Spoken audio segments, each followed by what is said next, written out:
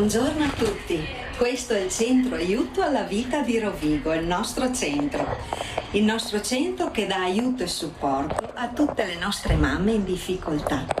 Venite, vi faccio vedere il nostro lavoro. Buongiorno mamme, eccoci qua. Questo è il nostro lavoro che consiste nello smistamento degli indumenti, del vestiario in genere, e queste sono le nostre operatrici volontarie del nostro centro. Io sono Giuliana e preparo i corredini per i bimbi. Eccoli qua, dai pannolini, ai vestitini vari, ai giochi, alle ghirlande da mettere fuori quando nasce. Ciao a tutti, sono Maria Beatrice, l'attuale presidente del Centro Aiuto alla Vita di Rovigo. La nostra associazione è nata il 19 aprile del 1980. Quest'anno abbiamo festeggiato i 45 anni di attività. Ci trovate in via Generale Domenico Piva, nel retro del Palazzo della Provincia, veniteci a trovare. Vi volevo mostrare una particolarità del nostro lavoro. Abbiamo creato l'albero della vita, dove ogni fiocco corrisponde a un bambino nato in questo anno. Non sono tutti i bambini, perché dobbiamo appendere altri 9 fiocchi. Io sono Arcadia, vi presento il nostro magazzino che al momento è pieno perché ci sono state diverse donazioni che hanno fatto sì che possiamo usufruire di tutto questo materiale. Qui abbiamo alimenti, biscotti, abbiamo poi anche il settore del latte, abbiamo la pasta, abbiamo anche i pannolini, i ciucci, cioè i ciuccetti per i bambini, quindi al momento abbiamo anche la nostra frutta omogeneizzata, la nostra carne, quindi al momento siamo provvisti di molte cose grazie alla provvidenza e alle persone che ci hanno donato tutto questo. Io sono Mariella, questa è la mia collega Franca che sta seguendo una signora che ha bisogno di portare a casa delle cose. Qua ci sono i giochi per i bambini, che ne abbiamo di tutto e di più. Così. Scarpe dal neonato al numero 34-35 massimo, cioè non andiamo oltre, dai sandali alle scarpette chiuse. Poche da tennis ci richiedono, però le scarpe da tennis facciamo fatica a recuperarle. Sono Rosanna. Allora, questo è l'armadio per tutte le robe estive. Qua abbiamo tutto catalogato per età, magliette, pantaloni da femmina. Di qua abbiamo mesi, sempre femmina e maschio per mesi, fino a 12-18 mesi. Di qua abbiamo il maschio, tutte le cose estive, catalogate. Buongiorno, buongiorno. Allora, avete visto un altro aiuto per la vita? Questa mattina abbiamo ospite Maria Beatrice Azzi assieme a Marta Zanninatti, che è un'operatrice, mentre Marta Zanninatti è la presidente Centro Aiuto alla Vita a Rovigo. Buongiorno e grazie di essere qui. Saluto anche il sindaco di Trevignano, Franco Bonesso. Buongiorno. Buongiorno sindaco, grazie anche a lei.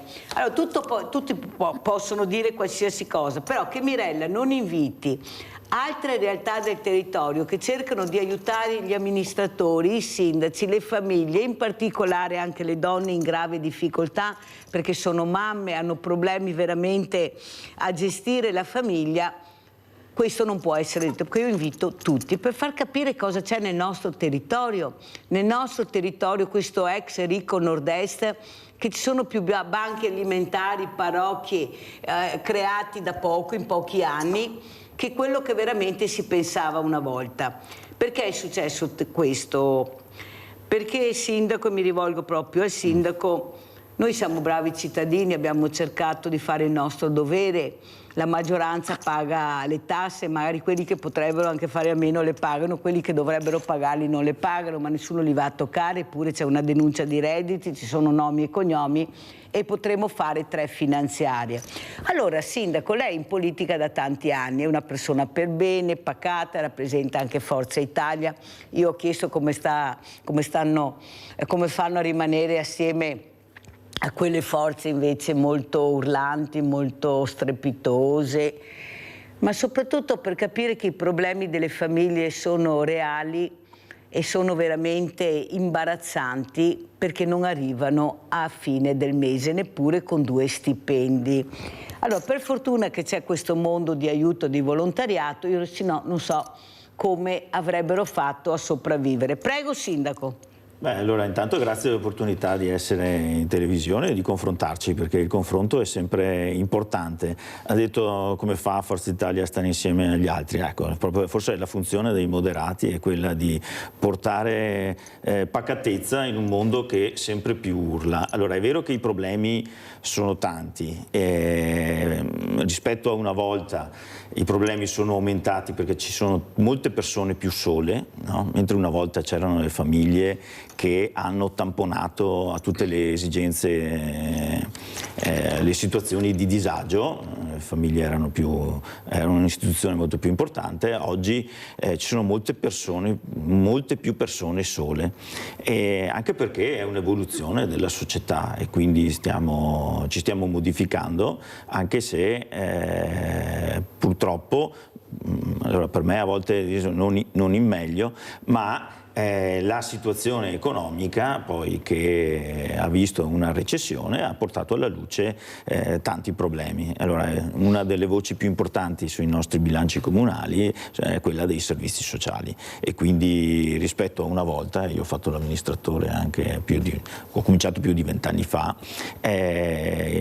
abbiamo più che raddoppiato il bilancio dei servizi sociali rispetto a una volta, perché ci sono più esigenze, ma anche perché le persone sono nettamente più in difficoltà. Dopodiché è anche vero che per vivere con uno certo standard servono molti più soldi di una volta, questo è anche pacifico. Perché qualcuno dice che ormai andare dal fruttivendolo è come entrare in gioielleria, perciò capiamo bene che le cose non stanno bene. Allora sentiamo anche la Presidente Marta Zanninatti, Centro Aiuto alla Vita, cosa dice, come commenta questi banchi indispensabili, questi empori che se non ci fossero dovremmo inventarli, perché è inutile che ce la diciamo, ma se qualcuno ha bisogno di aiuto ci siamo, mi metto in mezzo anch'io, perché anch'io ho un banco alimentare e da tanti anni, dal 2010, pensate voi, anzi ho cominciato il 2008, proprio perché avevo capito che c'era questa esigenza. Cosa ci dice, Presidente? Com'è la situazione anche a Rovigo? Ecco, cosa dicono queste mamme, queste donne che sono loro in prima linea poi alla fine per cercare di organizzare anche una famiglia che fa fatica a rimanere in piedi con figli, con problemi? Prego. Allora, premetto che la nostra associazione è nata nel 1980, dopo la legge, il referendum della legge 1978. Il primo CAV è nato a Firenze. Noi siamo stati terzi sul territorio italiano. Quest'anno festeggiamo i 45 anni di attività. Il nostro centro si è evoluto tantissimo in questi 45 anni e attualmente stiamo aiutando 190 mamme che sono sempre in crescita, perché noi siamo aperti 3 volte alla settimana e almeno una volta abbiamo delle iscrizioni. I bambini attualmente che vengono assistiti sono 372. Noi cos'è che facciamo? Aiutiamo le mamme in difficoltà.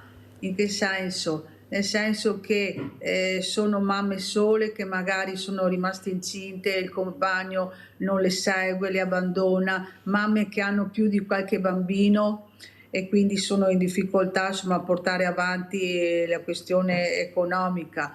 Poi ragazze sole che insomma magari rimangono incinte, i genitori li abbandonano, e di queste cose. Per lo più, premetto, abbiamo mamme marocchine e mamme nigeriane. Ultimamente sta aumentando anche il numero delle mamme italiane. Non è che non ci siano mamme italiane che non hanno bisogno, ma è la vergogna che le frena. Purtroppo c'è ancora questa visione, insomma, della vergogna. Allora, noi accogliamo queste mamme, no? Vengono iscritte, e poi le seguiamo durante tutta la gravidanza e anche dopo. Allora sarebbe da seguire i bambini fino ai 4 anni, ma visto le esigenze, visto la povertà che si sta sviluppando sempre di più, noi siamo generose, anche se mi hanno tirato le orecchie dall'alto più di qualche volta, noi andiamo fino ai 7-8 anni, perché naturalmente non hanno solo un bambino, ne hanno 2, ne hanno 3, abbiamo anche delle famiglie che hanno 5 bambini. Allora, quando nascono, una nostra operatrice che si chiama Giuliana prepara il corredino, che è una borsa gigantesca, dico che c'è di tutto e di più, pannolini, vestiti, il ciuccetto, la crema per il sederino, il bagnoschiuma, coperte, asciugamani, insomma addirittura abbiamo anche la bella coccarda, il fiocco, o rosa o azzurro. Poi quando nascono i bambini vengono denunciati alla nascita, vengono iscritti, noi appendiamo il nostro fiocco o rosa o azzurro e inizia insomma l'aiuto. Cosa consiste l'aiuto? Chiediamo 2 pacchetti di latte ogni 2 mesi, praticamente sarebbe un pacco di latte al mese, e 4 pacchi di pannolini. Attualmente li stiamo aiutando concretamente così fino a 14 mesi, perché le nostre possibilità arrivano fino a lì. Dopo insomma prosegue l'aiuto col vestiario, perché per poco non li vestiamo fino a 20 anni, e le scarpe, abbiamo tutta l'attrezzatura, le carrozzine, i passeggini, i giocattoli, tantissimi avete giocattoli. Tutto. Senta Presidente, allora capiamo anche perché siete nate nel 1980, perché nel 1980 c'era anche un bel progresso, si stava bene. Come allora, mai siete nate e da chi siete supportate? E poi l'ultima domanda, poi passiamo al sindaco. Detto dall'alto ci hanno bacchettato. Chi è che vi è bacchettato perché cercate di aiutare oltre la... No, perché bisogna anche essere chiari, capire come voi cercate di aiutare. Qualcuno dice no perché ha superato l'età. Prego, Presidente. Allora, nel 1975 ho detto che è nato il primo CAV, no? Perché c'è stato quel referendum che io sono andata a votare, perché ho i miei anni, sulla legge 1978, dove veniva chiesto se abrogare o no l'aborto. Per cui c'è stato insomma un gruppo di persone partito dalla Chiesa che si sono unite e aiutare, insomma, per aiutare questo problema, perché tante volte le mamme hanno bisogno di un supporto psicologico. Noi facciamo anche quello, noi non è che distribuiamo solo pannolini, latte, vestiti, le aiutiamo anche le mamme, non siamo delle psicologhe, però ci riserviamo uno spazio e sentiamo un attimino insomma i problemi, cerchiamo di venire incontro. Una volta una signora che il marito erano fidanzato tanto innamorato, però la mamma di lui non voleva, lei doveva abortire, cioè lì c'è stato un lavoro gigantesco. Ora alla fine insomma è nato sto bambino, adesso ne hanno 4, per dire. Noi ci diamo da fare un po' dappertutto, cioè in tanti settori. No, ma abbiamo capito, perché prima non si capiva, perché appunto lei parlava di questi anni 1975, allora, siamo riusciti a capire, la ringrazio. Poi sentiamo anche il sindaco, visto che anche lui fa politica da tanti anni, ecco cosa è successo, come vede questa povertà, come ha detto la Presidente Gianinatti, che sta aumentando sempre di più, sono più di 8 milioni i poveri, sono numeri impressionanti che avrebbe mai immaginato. Soprattutto tanti purtroppo per la perdita di lavoro, tutti e 2 i genitori. Prego. Intanto c'è da fare un plauso a queste signore che si danno da fare per il centro aiuto della vita, che è un elemento importante. Io lo conosco perché vengo dal mondo cattolico e quindi già da giovane abbiamo fatto una serie di iniziative, e guardate che la maternità, cioè il calo demografico, è il principale problema che attanaglia l'Italia oggi, perché adesso stiamo parlando di situazione di povertà, ma se non troviamo un sistema per un'inversione di tendenza e quindi ritornare a fare figli e ad aumentare il numero della popolazione, noi ci troveremo molto più poveri di quelli che siamo oggi. Quando quando parliamo con gli altri amministratori locali sappiamo che questo è un primo problema, e quindi anche l'iniziativa di queste signore che dicono alle mamme non abbiate paura di portare a termine la gravidanza, che vi diamo una mano, è un elemento di speranza, è un elemento importante.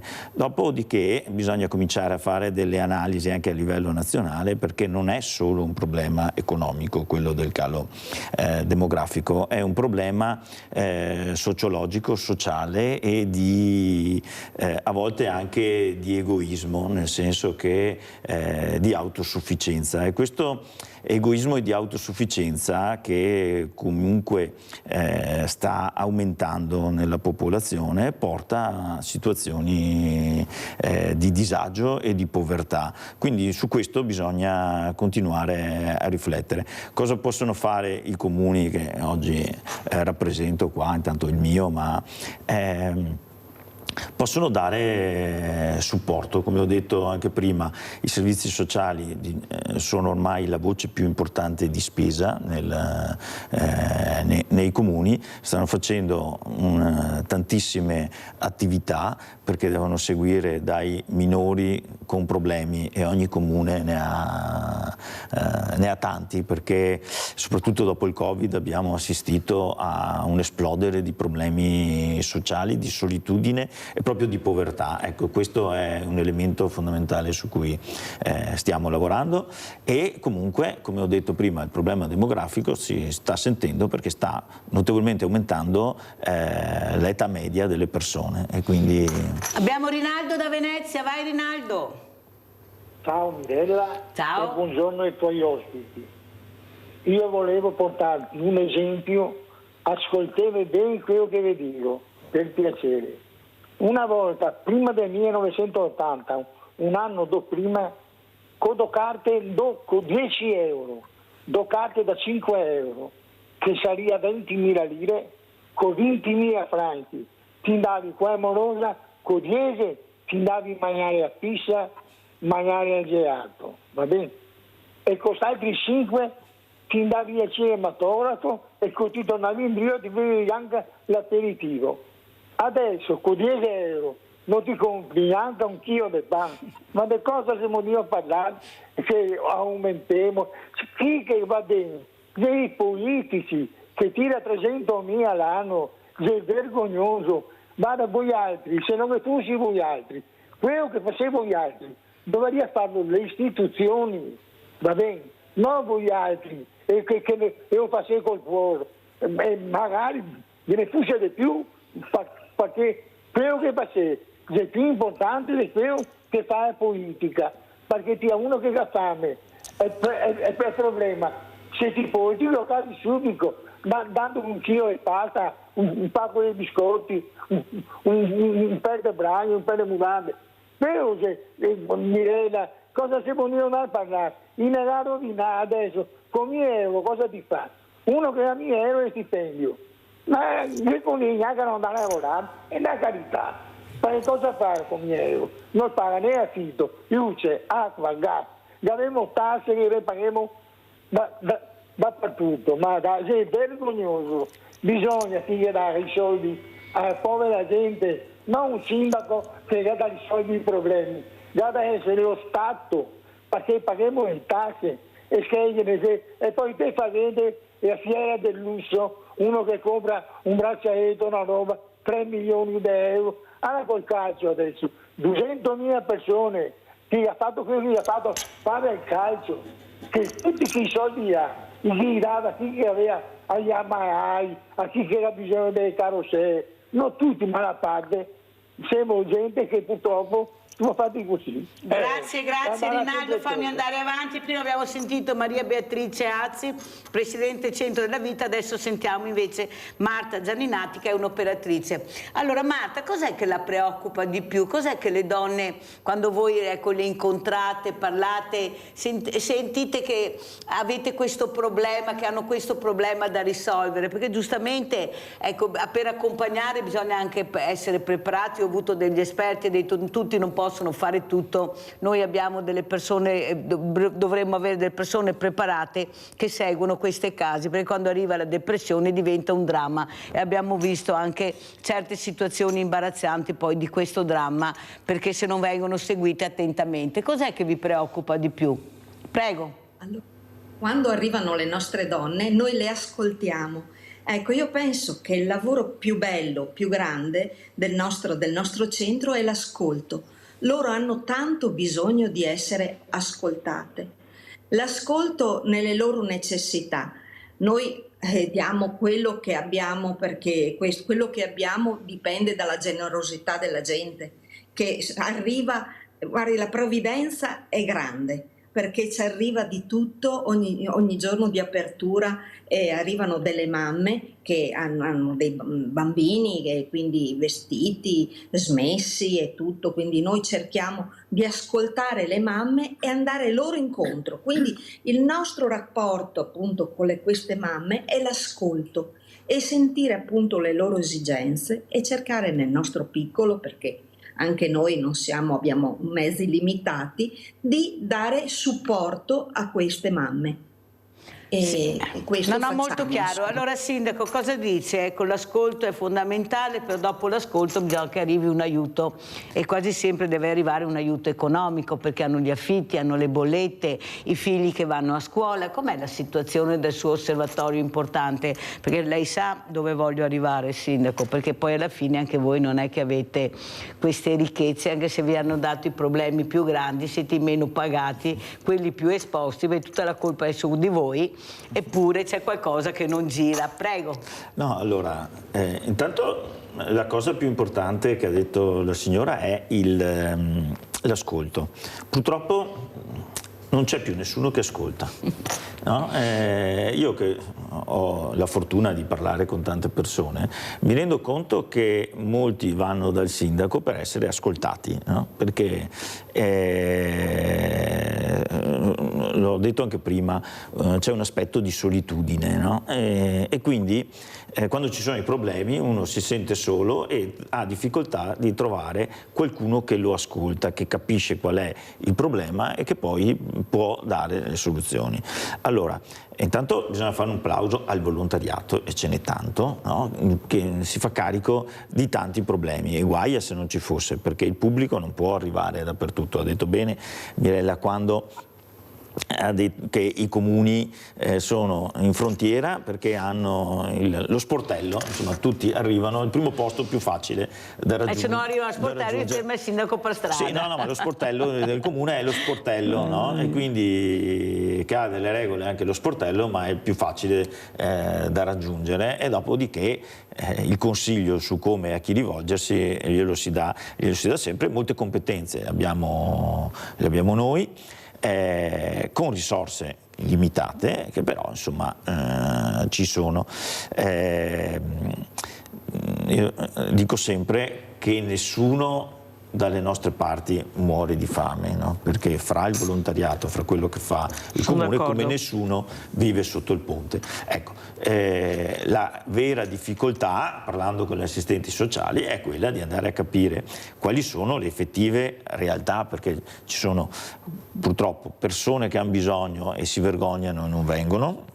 No? Non vengono a rappresentare i problemi e questi si ingigantiscono, come ci sono persone che potrebbero risolversi da soli i loro problemi, che invece vengono agli sportelli. Sindaco, ecco. Facciamo una parentesi. Lei ha detto non si muore da fame e non sono sotto i ponti, no, ma sono nelle macchine. Io ne ho trovato 2 a Treviso che purtroppo non muoiono di fame, ma non riescono ad avere una casa. Adesso c'è fortunatamente il nuovo bando che finisce a giugno, mi raccomando state attenti perché c'è un bando per assegnazione degli alloggi, e sto cercando di darmi da fare perché sono 2 persone proprio per bene del nostro territorio, che così chiariamo, perché dopodiché chissà, ecco, nostre, che hanno perso sfortunatamente il lavoro, perché può capitare, e vivono dentro nelle macchine. Io lo trovo una cosa indegna, e quello che trovo indegno, Sindaco, è che noi abbiamo tante strutture chiuse, per non parlare delle ville. Cito una, Villa Franchetti, cito Villa Margherita, andiamo avanti,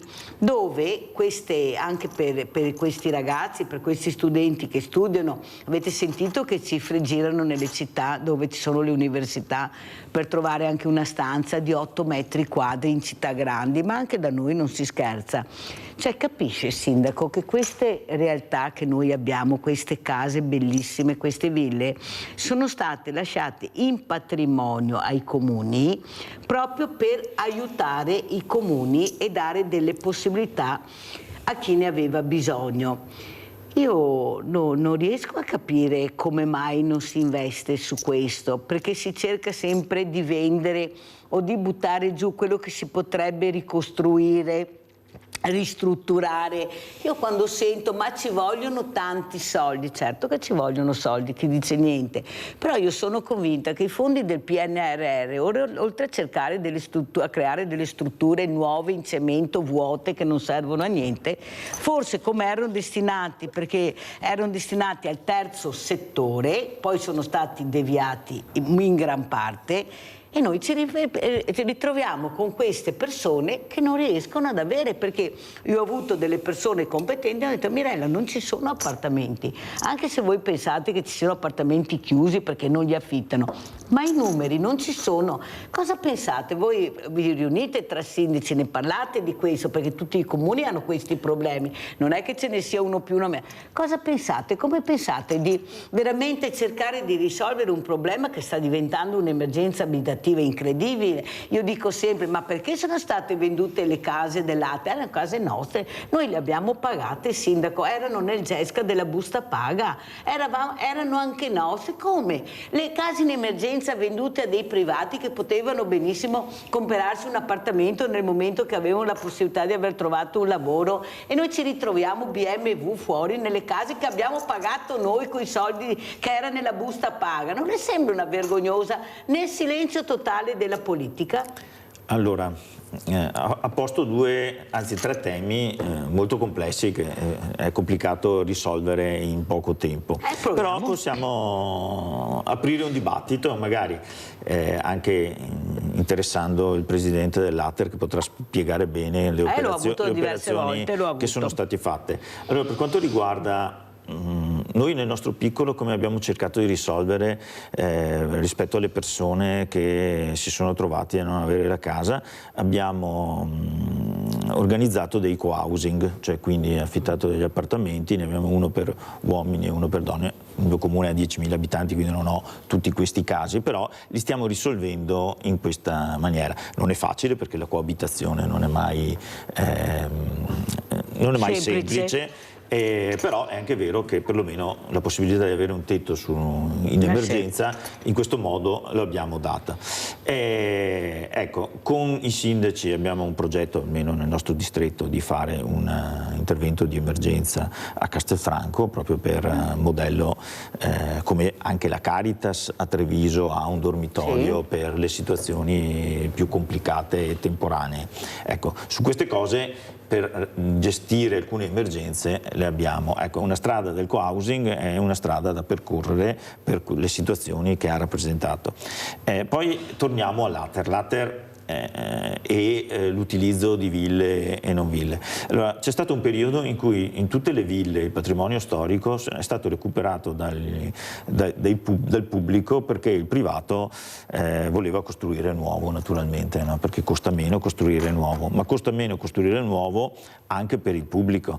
Poi ci sono alcune ville che difficilmente possono avere una finalità pubblica ulteriore, no? Perché ogni volta sa quante persone dicono: abbiamo degli immobili che stanno cadendo anche a Trevignano, cioè ne sono vecchi, ma non è che possiamo inventarci musei dove non va nessuno, o strutture pubbliche dove effettivamente si possono dare servizi quando abbiamo difficoltà a erogare anche i servizi non basici, quelli che dobbiamo erogare, perché purtroppo i soldi non ci sono, non abbiamo più la ricchezza che avevamo una volta. Oggi si parla tanto di autonomia, ma io dico che eravamo più autonomi 25 anni fa rispetto a quanto siamo autonomi oggi. Una volta il comune aveva la tassa che si chiama sulla casa, no? Quella che adesso si chiama IMU, ma aveva gettiti molto più importanti una volta, perché adesso l'IMU va a Roma, no? E noi invece abbiamo poi dei trasferimenti su una base nazionale, ma ci abbiamo perso rispetto a questa partita, perché eravamo un territorio ricco che aveva delle abitazioni di un certo tipo e quindi avevamo effettivamente soldi da poter investire e soprattutto non dovevamo rendicontare. Oggi fare un'opera pubblica è molto più complicato di una volta, perché una volta dovevi rendere conto solo al Consiglio Comunale, essendo soldi tuoi. Oggi sono soldi che ti arrivano da trasferimenti e quindi li devi rendicontare alla Regione, se è fatto da tramite sui fondi europei. Non parliamo del PNRR che è stato accennato. Il PNRR il grosso dei fondi sono andati nel Veneto per costruire scuole e li stiamo più o meno mettendo a posto tutti quanti. Per gli asili nido, ricollegandosi al tema di prima, no, della maternità, importante per poter dare un servizio e dire ai giovani che insomma possono essere supportati, e su queste cose sono state investite. Sul recupero delle ville per abitazioni di emergenza io andrei cauto. Poi l'Ater ha venduto le abitazioni che dovevano essere rimesse a nuovo e quindi avevano bisogno di soldi, e quindi ha fatto la scelta di vendere quelle per andarne a costruire di nuove, perché probabilmente economicamente la cosa stava più in piedi, ma di questo dovremo parlarne col presidente di Ater. Allora, sentiamo anche la Presidente cosa ne pensa, ecco, se c'è un problema a casa anche da voi, cosa dicono queste donne, perché è la donna che parla, l'uomo fa molta fatica a parlare, mentre la donna parla di tutto, parla della famiglia, della malattia, si mette in prima linea. Cos'è che preoccupa di più questa figura femminile che arriva da voi, oltre appunto a cercare di portare a termine questa gravidanza col vostro aiuto?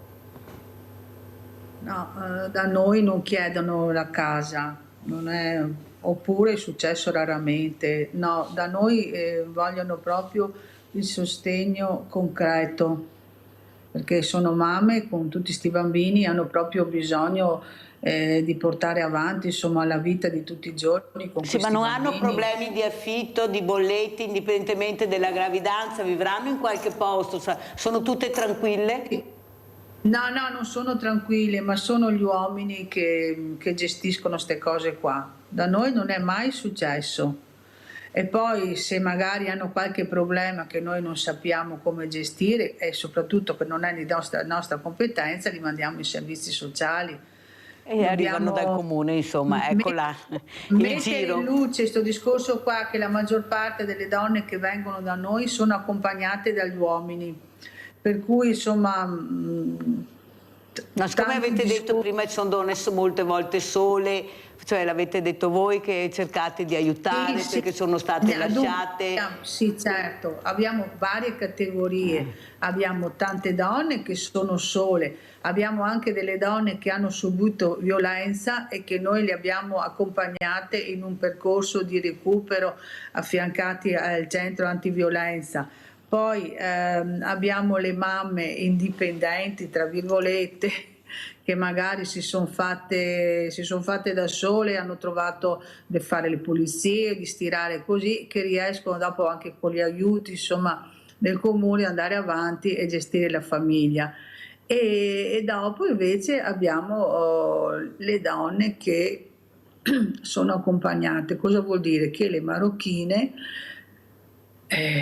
loro non possono tanto parlare, loro sono accompagnate dal marito, quindi anche nella gestione della distribuzione è il marito che dice sì, questo va bene, questo no, loro sono sedute e annuiscono, ma decide il marito. Noi abbiamo fatto, sono 3 anni ormai, abbiamo cercato di fare un percorso di integrazione a queste mamme, di coinvolgere dei progetti. Sono progettini, perché non è che, anche perché possibilità economiche non è che abbiamo tante, ma abbiamo iniziato con la festa di Carnevale. Ho detto le mettiamo insieme, vediamo se c'è una risposta positiva, e sono state strafelici, cioè non pensavamo a un risultato così bello. E quindi l'abbiamo riproposto anche quest'anno, c'è stata una grande adesione, i bambini si hanno divertiti un sacco, le nostre operatrici, tra cui Marta, se vuol dire, si è vestita. Abbiamo procurato da mangiare, insomma, le patatine. Sì, molto chiaro, molto chiaro. Non so, a Treviso funziona diversamente perché vengono da sole a fare la spesa, anzi direi che sono molto ho avuto anche ospiti la scorsa settimana, visto che da noi è stato fatto il festival italo-marocchino, li ho avuto proprio ospiti e anzi loro cercano di aiutare quelle donne che sono chiuse, come ha spiegato lei, per cercare di fargli capire che forse il mondo gira in maniera diversa, sono loro stesse. Però io devo dire al Banco Solidale, che ne ho anch'io parecchie, vengono tranquillamente da sole, fanno la spesa, sono vestite normalmente quasi sempre, perciò vuol dire che un po' di integrazione è fatta. Devo assolutamente andare in pubblicità.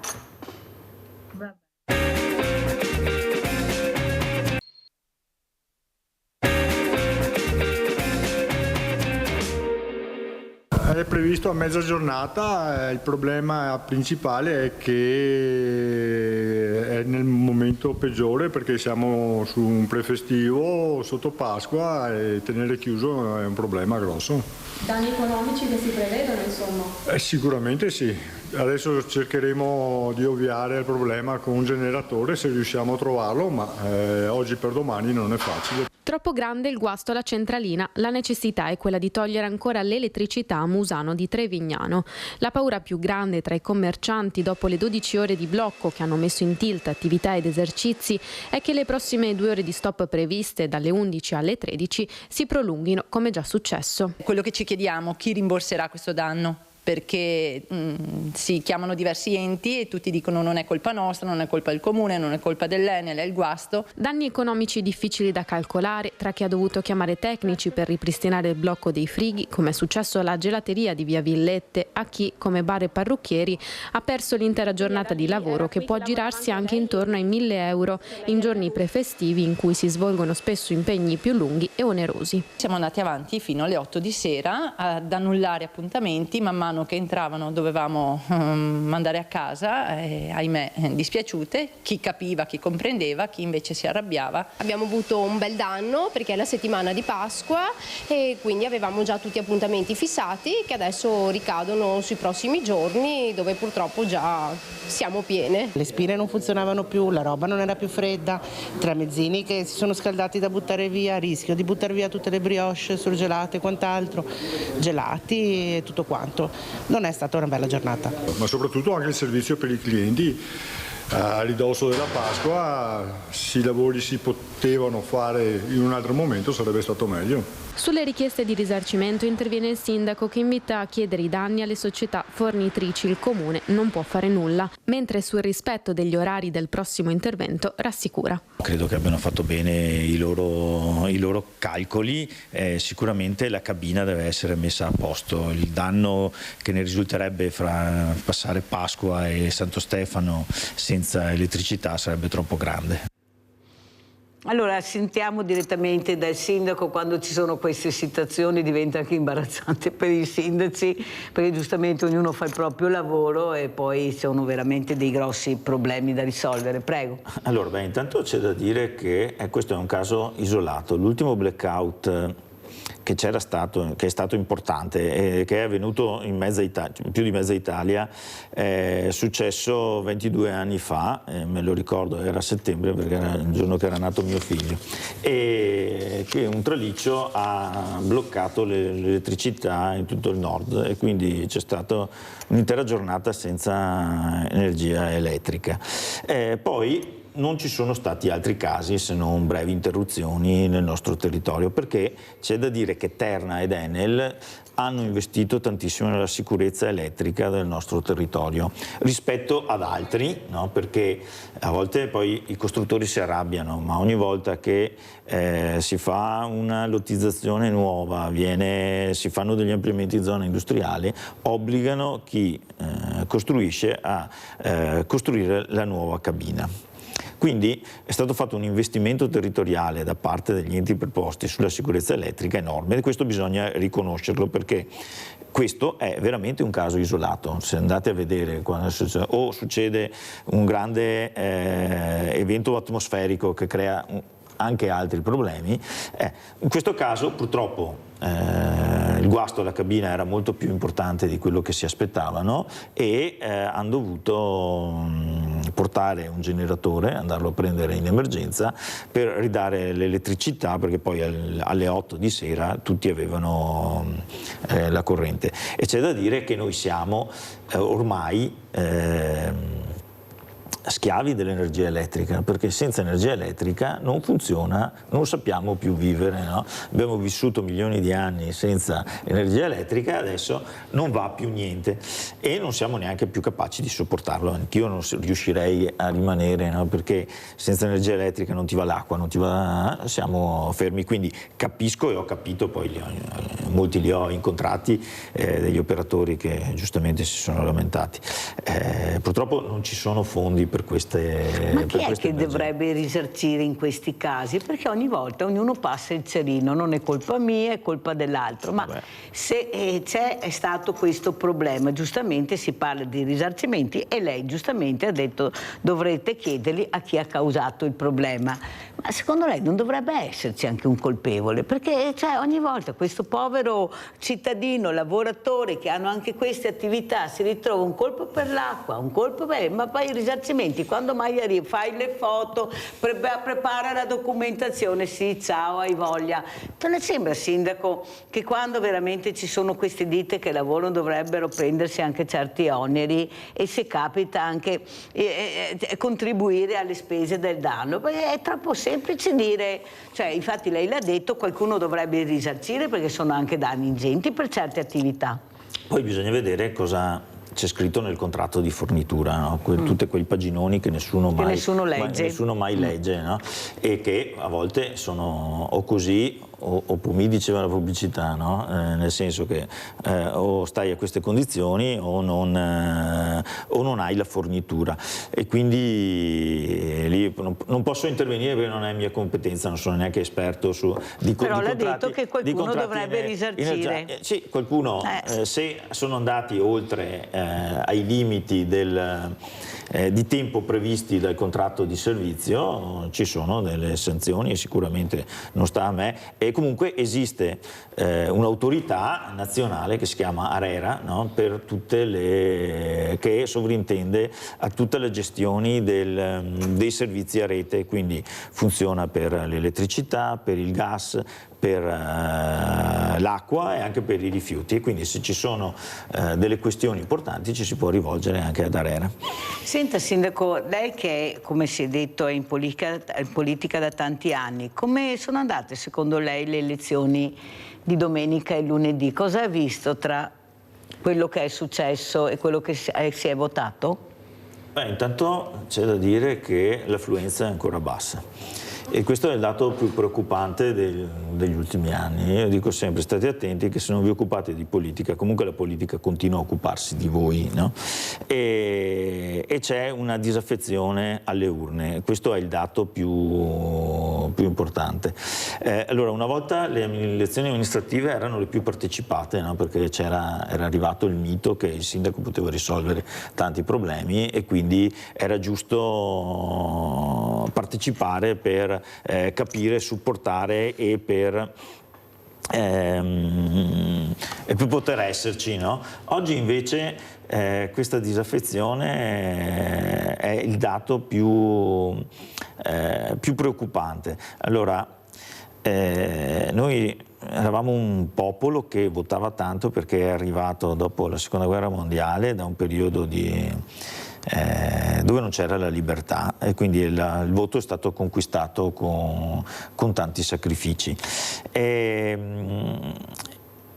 Ed era un bene, no? Perché tutti dovrebbero interessarsi della cosa pubblica, anche per capire quali sono i problemi e per partecipare nella risoluzione dei problemi, no? Dovrebbe crearsi una maggiore dialettica, e quindi questo è il risultato delle elezioni amministrative di queste. Dopo, in provincia di Treviso, qui da noi c'era un solo comune, e facciamo gli auguri alla nuova sindace. Lo diciamo? Ha vinto la Fiorella, non mi ricordo il cognome, Celotto, è una lista civica. Quindi di centro?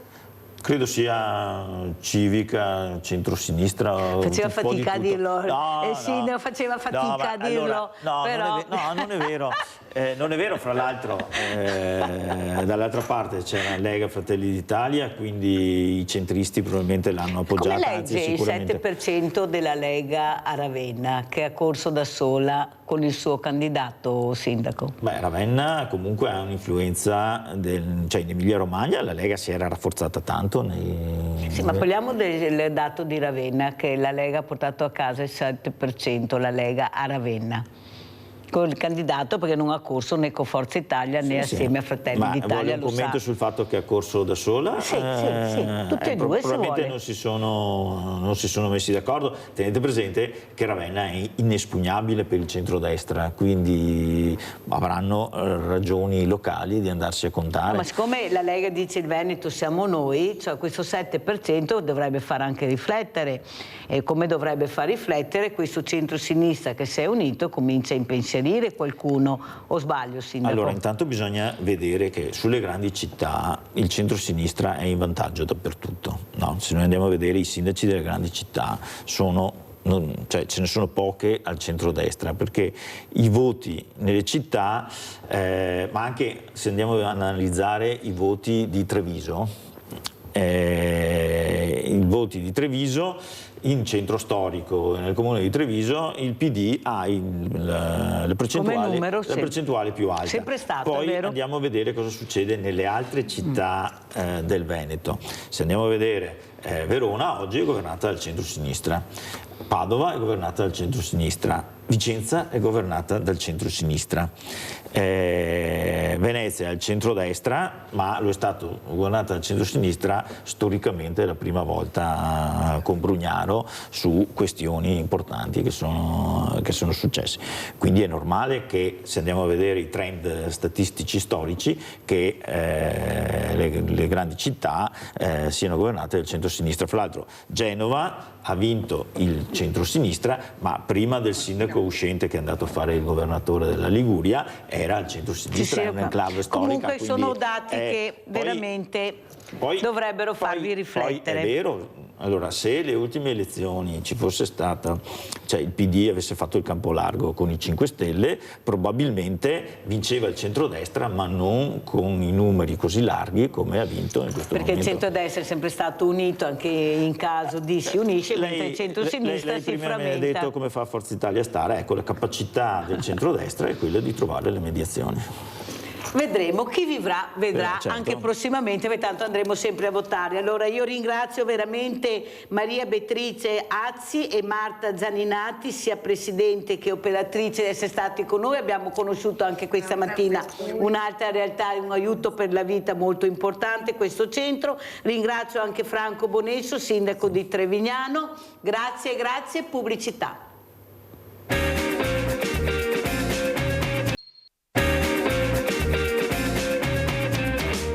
Un altro graditissimo ospite che è Vincenzo Clarizia, tecnico meteorologo. Parleremo di tempo perché ne abbiamo visto di tutti i colori veramente col dottor Clarizia, ma soprattutto cosa succederà in futuro, perché noi siamo curiosi. La primavera non arriva, fa ancora freddo perché le temperature non sono alte, abbiamo sbalzi all'improvviso, caldo, freddo. Allora, dottor Clarizia, ci spieghi un po' questo cambiamento climatico. Io dico dovuto anche dall'uomo, che ci ha messo tanto, Zampino l'uomo, certo, tantissimo, sicuramente. Per carità, sarà anche qualcos'altro, ma abbiamo fatto di tutto e di più per fare questo cambiamento climatico, e adesso le conseguenze le pagano soprattutto le fragilità, quelli che non possono difendersi, certo, che non hanno la possibilità economica per superare anche certi eventi. Ecco, com'è la situazione, dottor Clarizia, cosa ci dice? Allora, intanto buongiorno a tutti e ringrazio Mirella per l'invito. Molto gradito.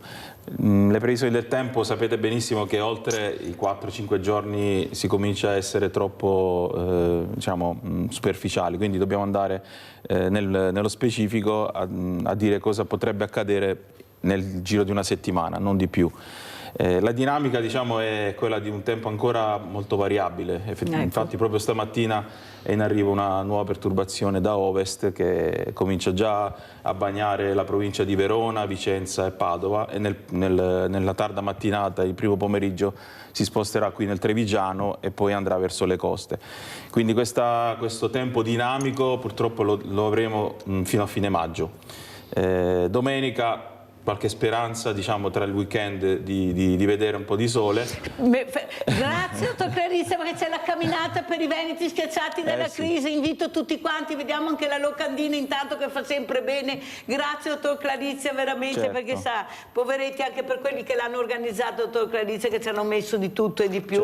Ecco, è importante, eccola qua la locandina, partecipate tutti, perché sapete quanto ha bisogno Mirella per dare da mangiare a queste famiglie che aumentano sempre di più. Perciò sono soldi importanti che verranno dati al nostro banco, ai nostri veneti schiacciati dalle crisi. Mi scusi la parentesi, ma ne approfitto per dare buone notizie per domenica mattina, quindi ci saranno delle buone notizie, quindi il sole dovrebbe splendere, però nel pomeriggio già annuvolamenti a partire da ovest. Ma abbiamo terminato il pomeriggio, perciò...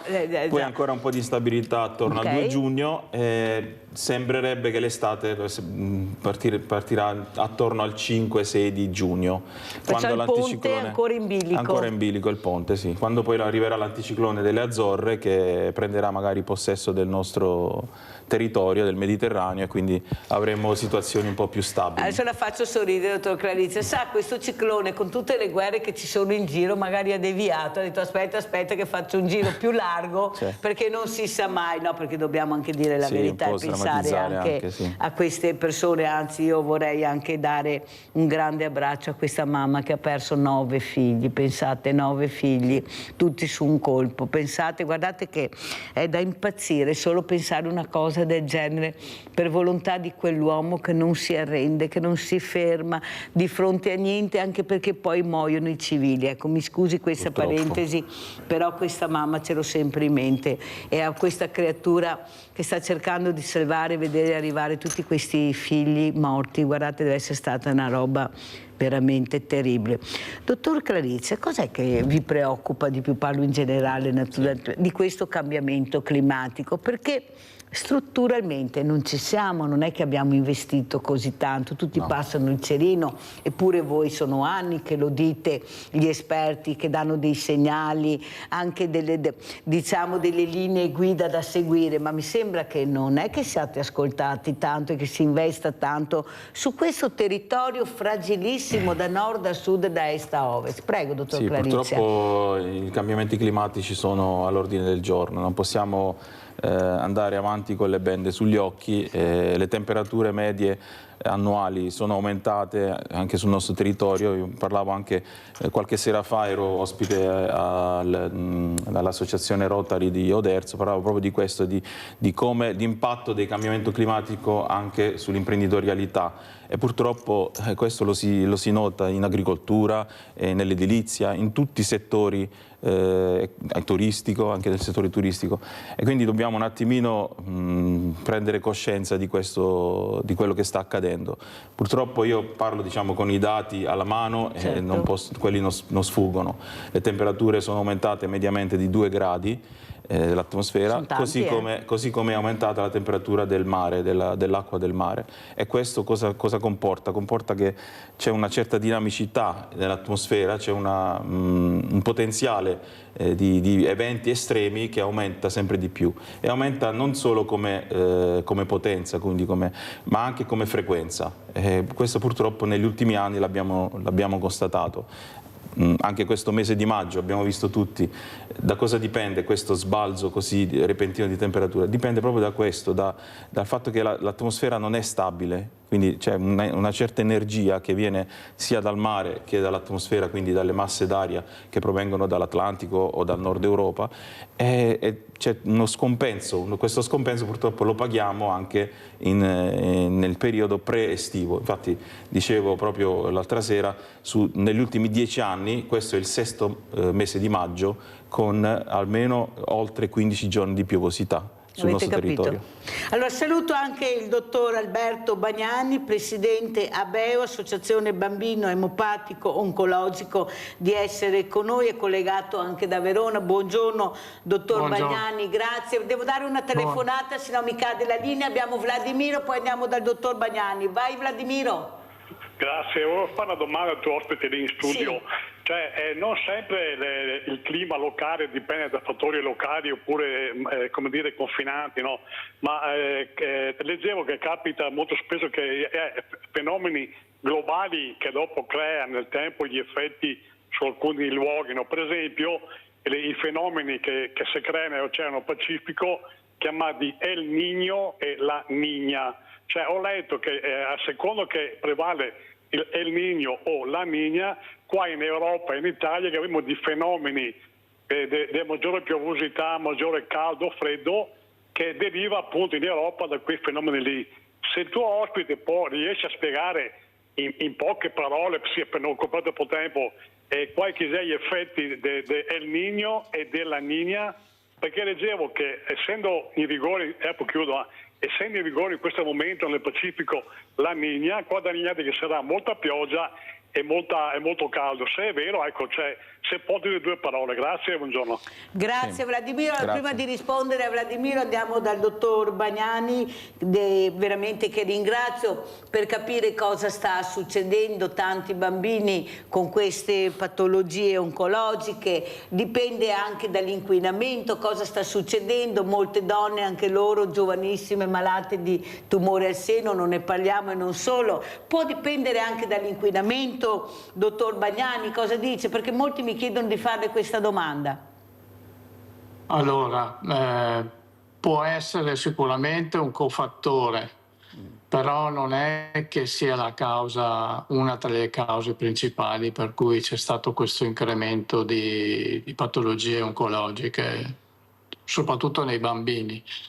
Diciamo che si scoprono molti più casi perché si è molto migliorata la diagnosi.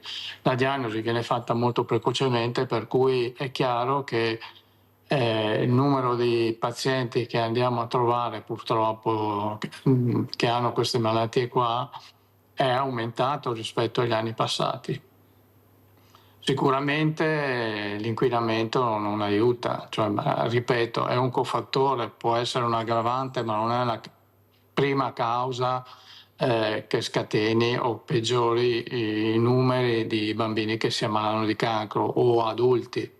Dottor Bagnani, cos'è che la preoccupa di più in questo momento? Ecco, quello che voi state vedendo, che state cercando anche di far capire, anche le esigenze che avete per curare queste creature. Prego, dottor Bagnani. Non ho sentito la domanda. Quello che la preoccupa di più in questo momento, proprio come ospedaliero, come medico, per curare questi pazienti, di cosa avete bisogno, com'è la situazione, queste famiglie che veramente poi devono essere seguite perché diventano dei drammi familiari enormi. Prego. Allora, c'è da dire che ABEO è da sempre, più di 30 anni, che lavora aiutando le famiglie dei bambini che incappano in questa malattia. Supportiamo il reparto di oncoematologia pediatrica di Verona, per cui noi abbiamo un doppio impegno. Diciamo che ABEO è nata più che altro per sostenere i bambini e le loro famiglie, perché chi incappa in questa malattia finisce in un buco nero, e cercare di farli uscire nella maniera migliore è il nostro primo obiettivo. Poi è chiaro che se le cure funzionano, i risultati migliorano e siamo ben felici. Diciamo che la ricerca ha fatto dei grossi passi avanti, perché le leucemie, che sono forse le patologie oncologiche più comuni nei bambini, per fortuna guariscono fino al 90%, quindi 20 anni fa questo era un obiettivo irraggiungibile.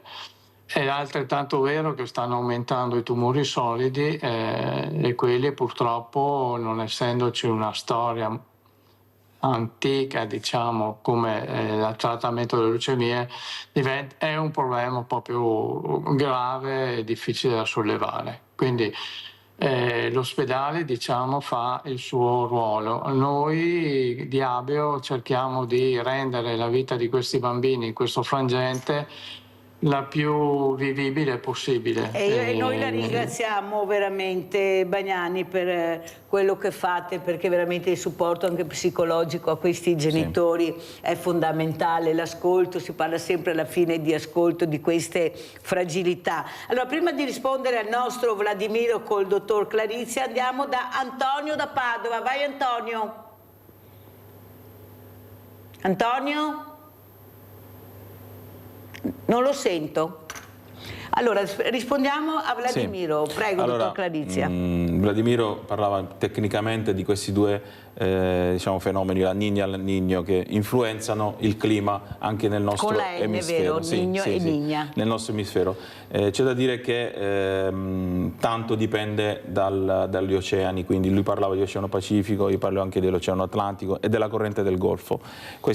Anche queste correnti, diciamo, se si rallentano o meno, possono influenzare il clima sul nostro territorio, perché nel momento in cui c'è aria, diciamo, il mare più caldo, le correnti più calde che si risalgono magari verso l'Atlantico, c'è più possibilità che si formino anche dei mini uragani, delle perturbazioni molto intense, quindi queste possono poi influenzare il clima nel nostro territorio, sul Mediterraneo, perché poi noi attendiamo sempre le perturbazioni da ovest, e quando arrivano quelle abbastanza toste, come le dico io, le chiamo io, è un pericolo, perché magari poi il nostro territorio è fragile e quindi ci possono essere questi dissesti idrogeologici magari causati da questi eventi estremi. Abbiamo Antonio, vai Antonio. Buongiorno Mirella, Buongiorno. e buongiorno anche agli ospiti. Buongiorno. Io nel mio giardino, Mirella, ho 3 piante arbusti di licustro, sono in fiore e adesso ho l'invasione delle api, non vespe, api, e senti un ronzio che sembra di essere in mezzo a un bosco. Che bello. Ed è una meraviglia, se tutti facessero così avremmo miele vabbè, insomma, dai. Ho fatto un'indagine che dice che praticamente la Slovenia ha il 60% di foreste, la Russia ha il 55%, addirittura le foreste più grandi nel mondo sono russe, non del Brasile, russe. Poi abbiamo l'Italia al 30%, la Spagna al 15%, e sapete gli USA quanta foresta ha gli USA? Il 7%. Difatti ogni tanto si vede che ciappa fuoco, gli USA e ciappa fuoco perché di natura non ha più niente. Per volte dico, forse era meglio quando c'erano gli indiani, ma anche gli indiani c'era anche un po' di natura. E adesso mi riferisco all'ambiente e a questo, diciamo, questa temperatura che sale. Per forza, tu bruci i boschi e la temperatura sale. Però il discorso è che io adesso devo comprarmi la macchina elettrica perché la temperatura sale, no? C'è adesso qualcosa che non va in questo mondo. Non è la mia macchina, la mia Panda, che fa aumentare la temperatura. È che voi segate le piante, segate boschi qui e là e cementificate dappertutto, e poi a me mi fate girare con la... Io devo avere un cavo lungo dei chilometri per avere la macchina elettrica. Ma Mirella, mi sembra di impazzire, ma in che mondo viviamo? Vabbè dai, metto giù che lascio il posto anche agli altri. Buongiorno. Grazie. Sentiamo, prego, dottor Clarizia. È interessante il suo intervento, Antonio, sì. Proprio parlava proprio di surriscaldamento dovuto alla cementificazione. Abbiamo notato che nelle zone in cui le città hanno più verde, le temperature sono più basse durante l'estate, quindi non c'è quel famoso fenomeno che noi chiamiamo le isole di calore, proprio date dalla cementificazione e quindi dall'assenza di vegetazione. Infatti può capitare che nelle città, nei grossi agglomerati urbani, le temperature possono anche addirittura essere di 5-6 gradi superiori alle zone rurali. Quindi quello che diceva il signor Antonio giustamente è corretto, nel senso che il verde aiuta a diminuire questo aumento delle temperature, il gioco di parole, però è così. E quando fa riferimento agli Stati Uniti che ha meno vegetazione rispetto alle altre nazioni, effettivamente è così. Qui è nell'impegno delle nazioni che si vede che alcune nazioni si impegnano meno per quanto riguarda, diciamo, la forestazione, cioè il verde nelle città. Questo è vero, Antonio ha ragione. Ha ragione Antonio, anche perché noi riusciamo anche a capire che il business ha superato il buon senso, perché non possiamo sempre passare il cerino e dire è colpa di qualcun altro, è colpa di questa urbanistica che purtroppo molti sindaci si sono tenuti, perché vuol dire piani regolatori, dove l'urbanistica dà i segnali, dove tu puoi costruire, come puoi costruire, ma capite bene che sono stati ignorati. Quando noi diciamo che abbiamo bisogno di una politica preparata, che io nelle giunte, dottor Clarizia, metterei oltre le quote rosa le quote verdi, che sono formate da professionisti che sanno anche le direttive da prendere, non è che lo dico a caso, è perché ci sono fiore veramente di esperti che potrebbero segnalare anche ai sindaci e alle giunte i percorsi da intraprendere, perché non è che io, l'ho detto ieri mattina con tutto il rispetto che ho dei fruttivendoli, che in commissione sanità posso far sedere uno che ha fatto il fruttivendolo per fare ecco questa provocazione, perché li abbiamo le persone competenti, non si può continuare a non vedere che questo veramente paese ha bisogno di strutture importanti ma fatte nella maniera giusta, nel modo giusto e dove servono, se no non ci siamo proprio, anche perché il politico passa ma le conseguenze le paghiamo noi e i soldi li tiriamo fuori noi perché sono soldi pubblici. Cosa dice, dottor Clarizia? Poi si ripercuote sulla salute, andiamo avanti, poi aumentano anche le insofferenze e anche le malattie, ma anche psichiche, perché vivere in una città con tanto cemento non è mai come vivere in una città con dei polmoni verdi, delle zone verdi. Fortunatamente qui nel Veneto abbiamo una cultura, diciamo, sul verde che ancora è abbastanza alta. Però ci sono alcune grandi città che purtroppo questo non lo sposano e vanno sempre avanti col business, costruire, e cementificare palazzi e così. Che poi quello che serve non costruiscono quello che non serve, capite bene? Il superfluo. Che non ci siamo. Allora andiamo a vedere anche questo video che ha portato il dottor Clarizia, Vincenzo Clarizia, questa festa. Andiamo a vedere e poi commentiamo.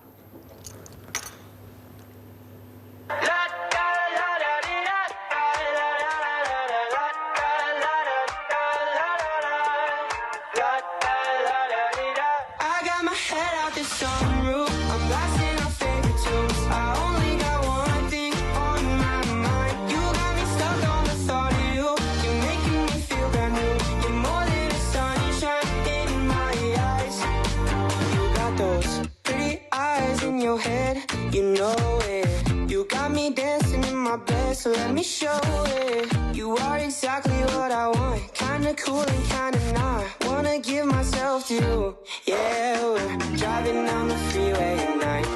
I only got one thing in the back of my mind. I'm feeling like this might be my time to shine. With you, with you, with you. I got my head out the sunroof. I'm blasting our favorite tunes. I only got one thing on my mind. You got me stuck on the thought of you. You're making me feel brand new. You're more than a sunshine in my eyes. I got my head out the sunroof. Oh, oh, oh, oh, oh. You got me stuck on the thought of you. Oh, oh, oh, oh.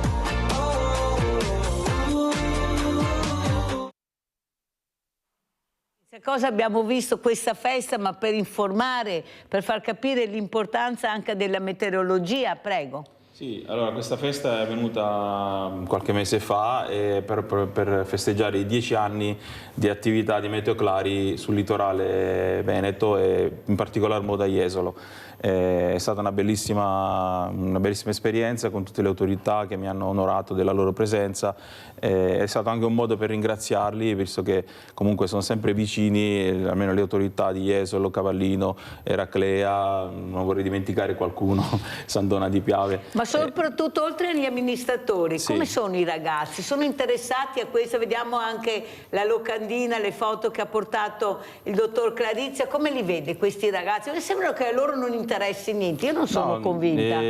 Diciamo che io vado nelle scuole, sia nelle scuole materne e nelle scuole elementari soprattutto, a portare la meteorologia, ma una meteorologia in maniera abbastanza simpatica, vedete qui con la testa fra le nuvole, semplice, Bello. alla portata diciamo dei bambini appunto, per scoprire non solo la meteorologia come scienza dell'atmosfera, ma anche a capire i valori da rispettare, soprattutto per l'ambiente, e quindi in virtù anche dei cambiamenti climatici io cerco di infondere diciamo, la passione per la meteorologia, però allo stesso tempo la cura dell'ambiente, e quindi anche perché loro sono il nostro futuro. Loro tra di loro ci sarà qualche amministratore, ci sarà qualche sindaco, ci sarà qualche imprenditore, e quindi è importante secondo me partire da loro, dai bambini, e infondere diciamo, questa cultura, e io lo faccio diciamo, nel mio piccolo, lo faccio così con la meteorologia, e vedo che c'è tanto interesse, perché ho girato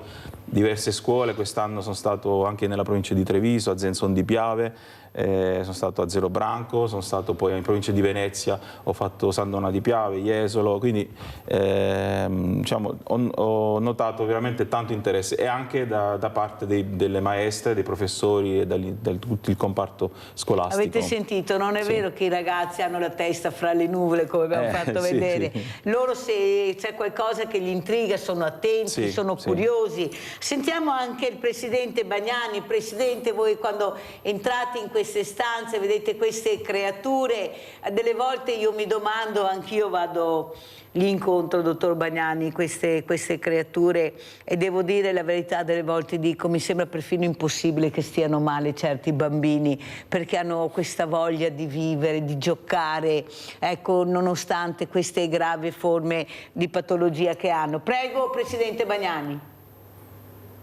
Allora, i bambini, io faccio il pediatra da 45 anni, quindi è un po' la mia vita avere a che fare con i bambini.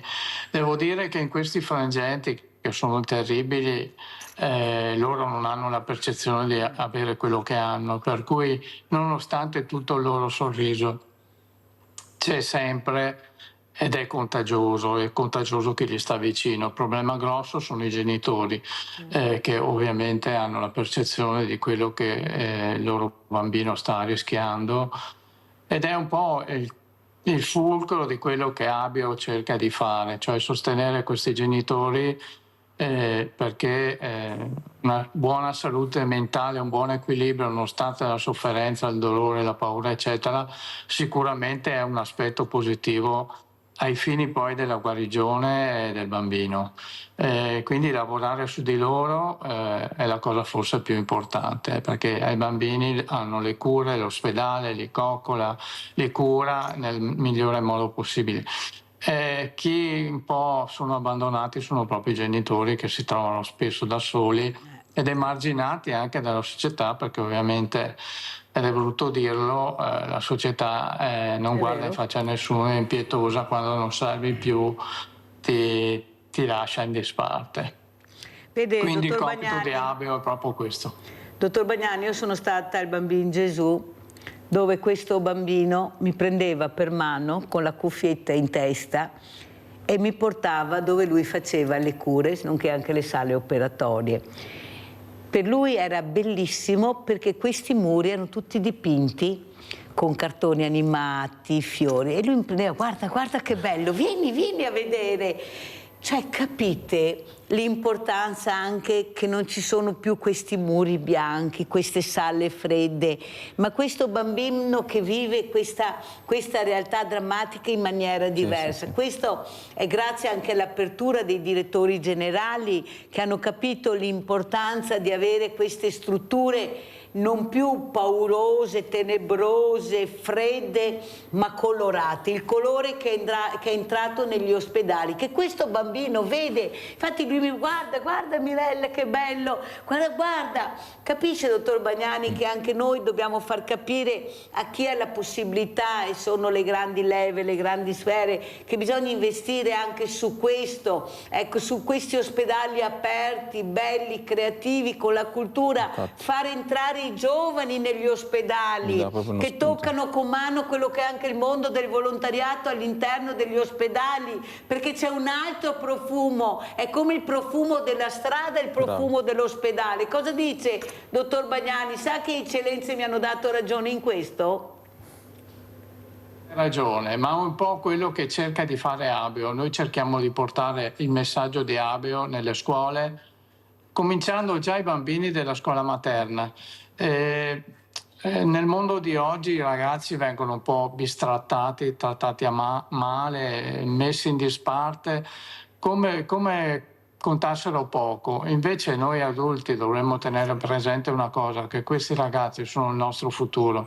Bravo. Se non creiamo una base solida, lo zoccolo duro, per poi portare avanti tutti questi discorsi riguardanti il green, la salute, la vecchiaia, eccetera, non so dove andremo a finire. Oggettivamente l'aspetto sociale negli ultimi anni si è deteriorato molto.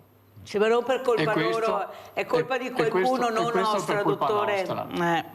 Parlo di noi adulti. Sì, ma non noi. Forse la politica è entrata a gamba tesa nel mondo del volontariato, che se avesse fatto a meno forse saremmo presi bene. Non è possibile che noi dobbiamo girare col commercialista e pagare per fare i volontari. Dottor Bagnani, lasciamo perdere, perché i ragazzi non arrivano a fare i volontari, perché li abbiamo tenuti lontano. Dai, dottor Bagnani, bisogna anche dirle le cose. Aspetti, perché abbiamo Livio da Padova. Vai Livio. Mirella, ciao. Ciao. Saluto a tutti e mi rivolgo al dottor Vincenzo. Dunque, dopo una primavera così piovosa, è da attendersi un'estate calda, torrida. Grazie. Grazie a te Livio. Dottore, che avremo un'estate infuocata, chiede Livio. Diciamo che come negli ultimi anni avremo un'estate molto dinamica, perché come dicevo appunto prima, il fatto dell'aumento delle temperature medie porta più energia, quindi avremo sì delle giornate abbastanza calde, anche toccheremo i 40 gradi sicuramente, però saremo sempre intervallati da questo tempo dinamico, quindi da questi eventi improvvisi, magari questi acquazzoni, questi temporali che purtroppo aumentano sempre di intensità e portano magari dei fenomeni estremi come la grandine o trombe d'aria, queste robe qua. Quindi l'estate è un po' diciamo difficile fare una previsione precisa, però tendenzialmente si sa che la stagione andrà avanti a questi alti e bassi. Sì. Un'altra cosa, dottor Cradizia, che noi dobbiamo capire anche, perché sono soldi pubblici poi che vengono investiti.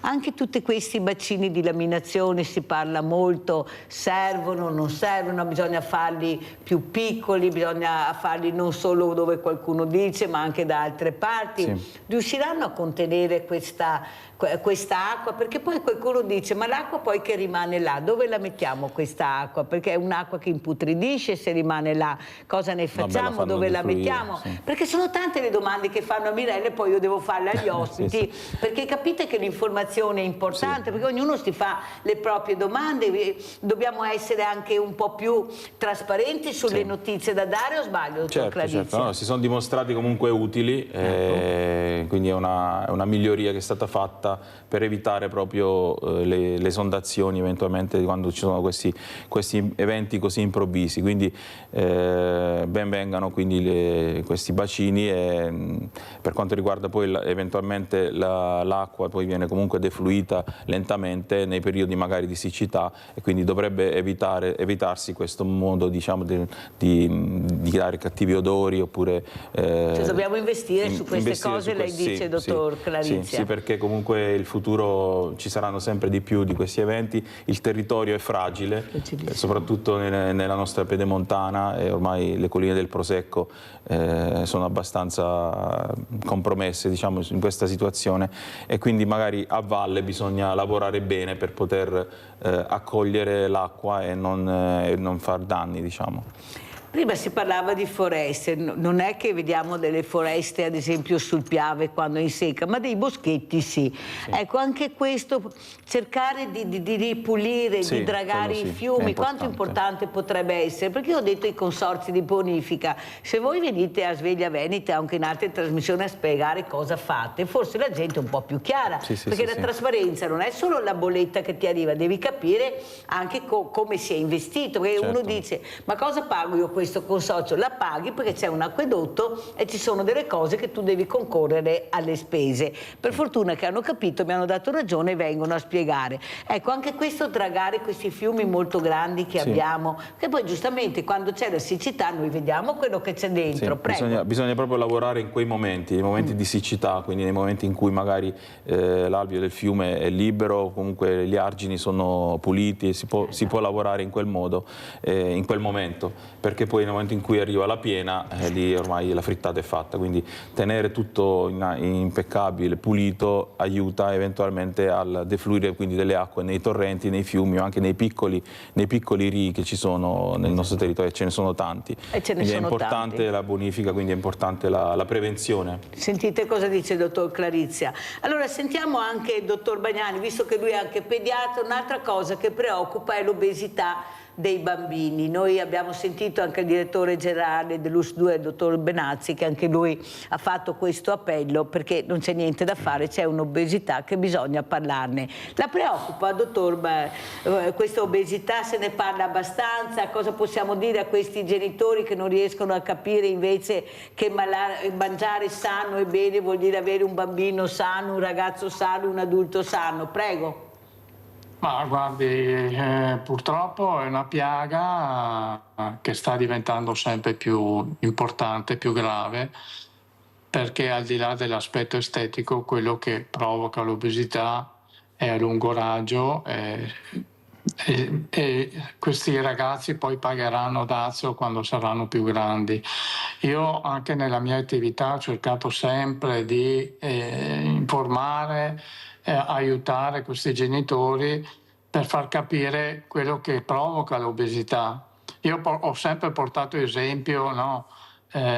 Provate voi che avete magari un sovrappeso di 5, 6, 7 kg a riempire uno zaino, no, di 7 kg e mettervelo sulle spalle. Pensate che fatica fate in più rispetto a uno che ha un peso regolare. Pensate ai vostri figli che hanno le ossa in fase di costruzione, le articolazioni che sono ancora molto molto fragili. Pensate a mettergli tutto questo peso sulle spalle e farglielo sentire addosso per 24 ore al giorno. Pensate ai danni.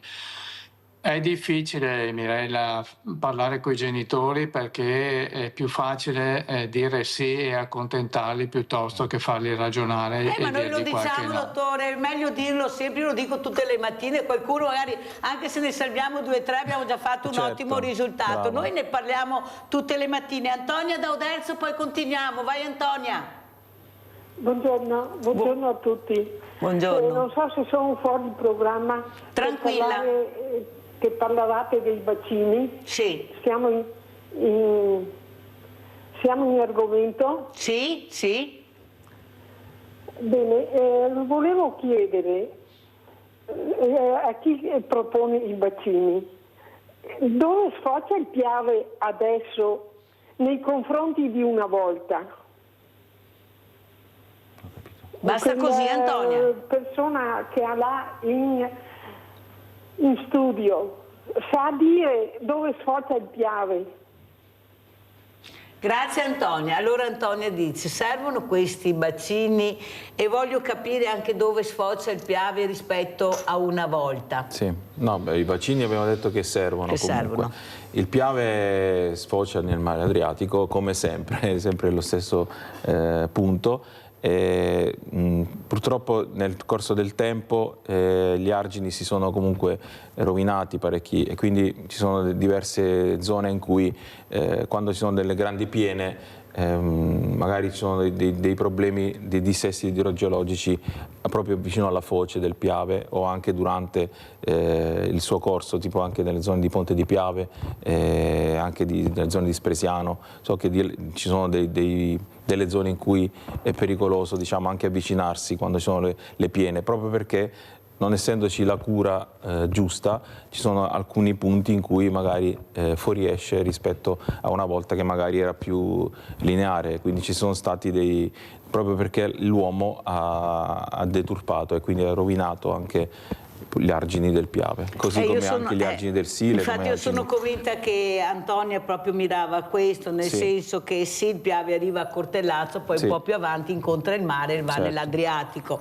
Il problema è che lei dice prima di incontrare il mare, ecco quante barriere sono state create, perché è questo poi il succo del discorso di Antonia, ma siamo sicuri che veramente arrivi come arrivava una volta? Una volta c'erano queste campagne, queste distese dove veramente se si allagava ma era tutta campagna. Era circoscritto, adesso, esatto, adesso è tutta un'altra storia, ha ragione anche Antonia a porsi questo. Vedete, se noi ascoltiamo anche diversamente giovani che hanno un passato, un vissuto, che hanno vissuto anche loro delle esondazioni, delle inondazioni molto importanti, però non c'erano tutti questi territori invasi dal cemento e bene o male poi l'acqua rientrava. Adesso il problema è che, come ho detto prima Antonia, si è creato e si è costruito dove non si doveva costruire, nel silenzio totale di quelli che dovrebbero aver vigilato e impedito, ma questo non è stato fatto perché c'era un business pazzesco sotto e adesso paghiamo i risultati, non c'è niente da fare.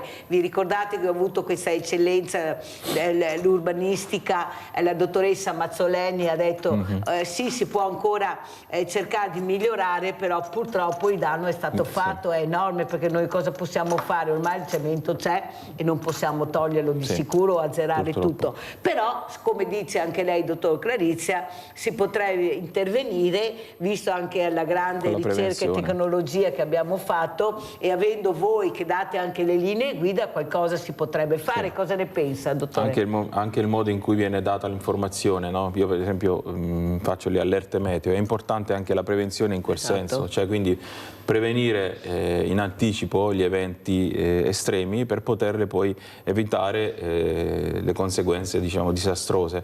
Io stamattina prima di entrare in studio ho mandato le allerte agli amici della provincia di Vicenza e di Verona, perché la perturbazione che sta arrivando ha dei fenomeni piuttosto intensi che potrebbero anche verificarsi delle grandinate nella zona del Garda. Io ho mandato una mezz'oretta prima che avvenga questo evento un'allerta. Questo cosa vuol dire? Vuol dire che già la persona sa prima che arriva questo fenomeno come comportarsi. Quindi anche a Vicenza ha detto, dottore? Anche nella provincia di Vicenza. Avete capito, siccome noi abbiamo anche appunto molti ascolti anche a Vicenza, diciamo, e anche a Verona. È una perturbazione che lentamente si sta avvicinando, alla fine di questa trasmissione sarà già nel Trevigiano e poi andrà verso il mare, verso il litorale.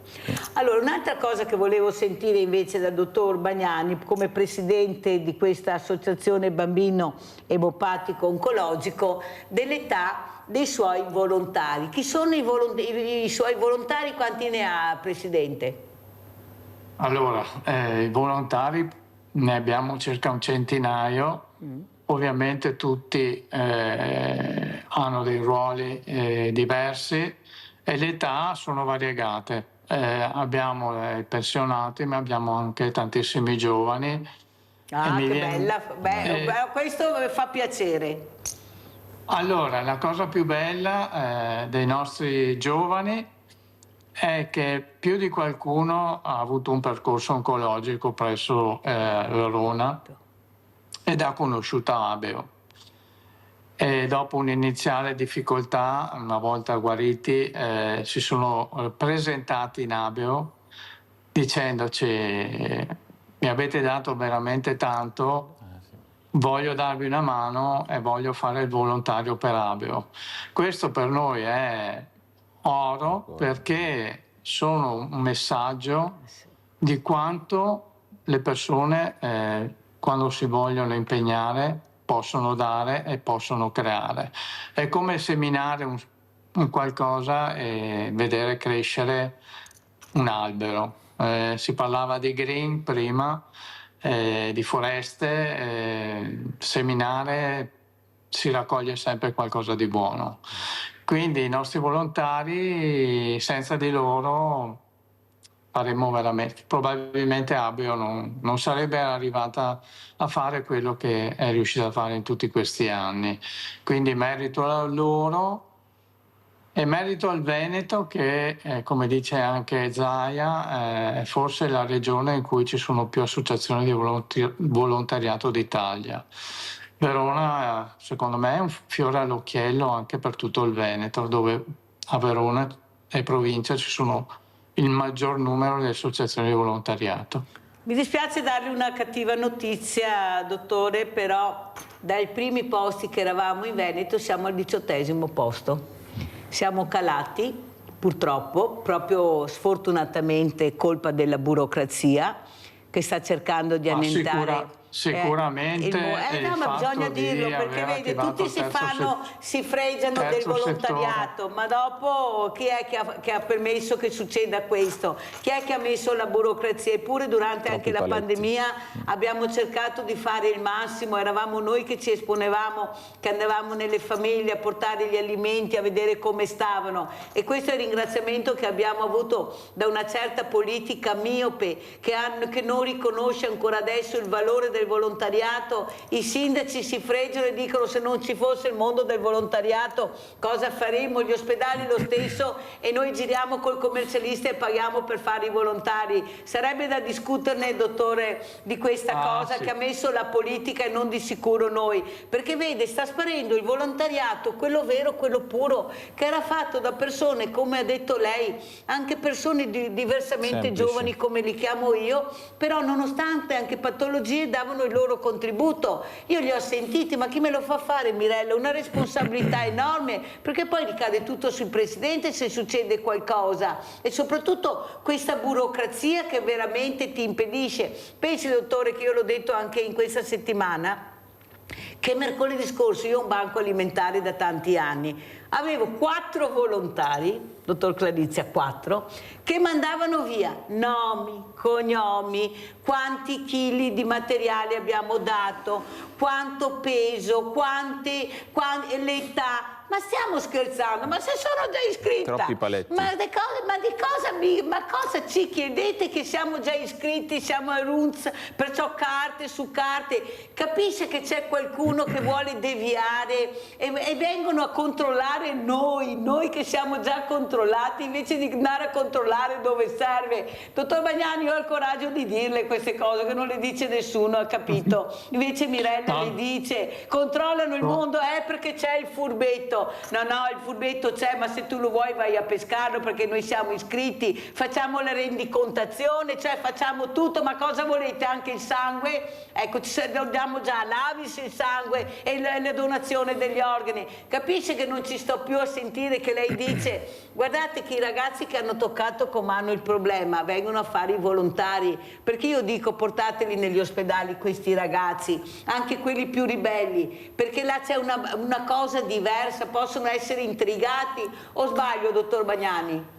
No, assolutamente hai ragione. Infatti noi cerchiamo di lavorare molto sui giovani, cercando di coinvolgerli il più possibile, perché vivono una società veramente piatta, vuota, e loro ne pagano le conseguenze. Per cui il nostro compito anche con i nostri psicologi è andare nelle scuole e raccontare le storie di questi nostri ragazzi che si ammalano di questa malattia terribile che è il cancro, però da cui ne vengono fuori più forti e portano poi con loro un discorso che coinvolge compagni, amici, eccetera. Quindi diventa fondamentale sensibilizzarli, informarli ed aiutarli a crescere, ma crescere dal punto di vista sociale, etico, morale, no? Sempre col telefonino in mano. Abbiamo una telefonata, poi social, continuiamo, che c'è il telefono, vai.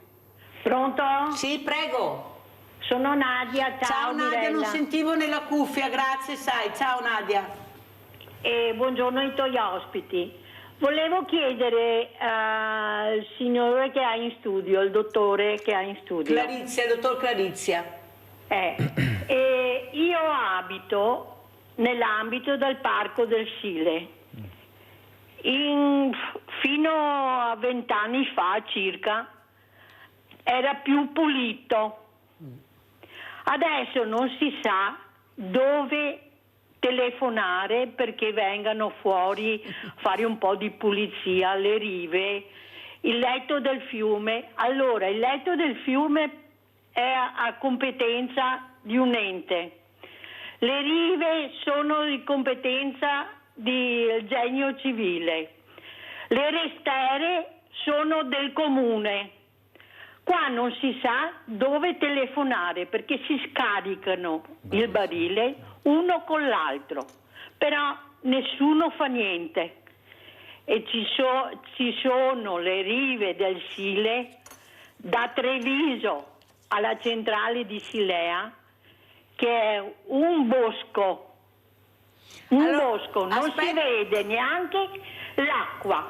Allora Nadia, dai che ti faccio vedere un bel servizio e poi sentiamo come commenta la telefonata di Nadia, che è sempre presente, puntuale, preparata. Andiamo a vedere progetto Parco Sile, poi sentiamo come commenta il dottor Clarizia sia quello che ha visto che la telefonata della nostra Nadia. Rafforzare la tutela della biodiversità e delle risorse idriche attraverso il coinvolgimento attivo delle comunità locali e dei fruitori dell'area protetta, dai turisti agli operatori economici fino alle scuole e agli agricoltori. Si chiama PES Biosile, il progetto di tutela che condurrà delle analisi e svilupperà proposte per la conservazione della natura e lo sviluppo sostenibile. Monitorare in maniera puntuale la qualità delle acque in una zona a nord delle risorgive fino al comune di Quinto. Finanziato con 250.000 euro, di cui 200 da fondi PNRR. Il progetto supportato anche da Etifor, spin-off per l'ambiente dell'Università di Padova. Stiamo aiutando il parco a individuare quelle che sono le pressioni antropiche, quindi le pressioni causate dall'azione dell'uomo che vanno a fare impatti negativi sulla biodiversità del fiume Sile, e questo l'abbiamo fatto anche con l'aiuto proprio delle persone che lavorano e vivono il parco, e poi a partire da questo punto abbiamo iniziato a sviluppare quello che è un catalogo di quelle che sono le soluzioni basate sulla natura. Secondo gli ultimi dati, il 60% dei punti di raccolta hanno un buon indice di salubrità.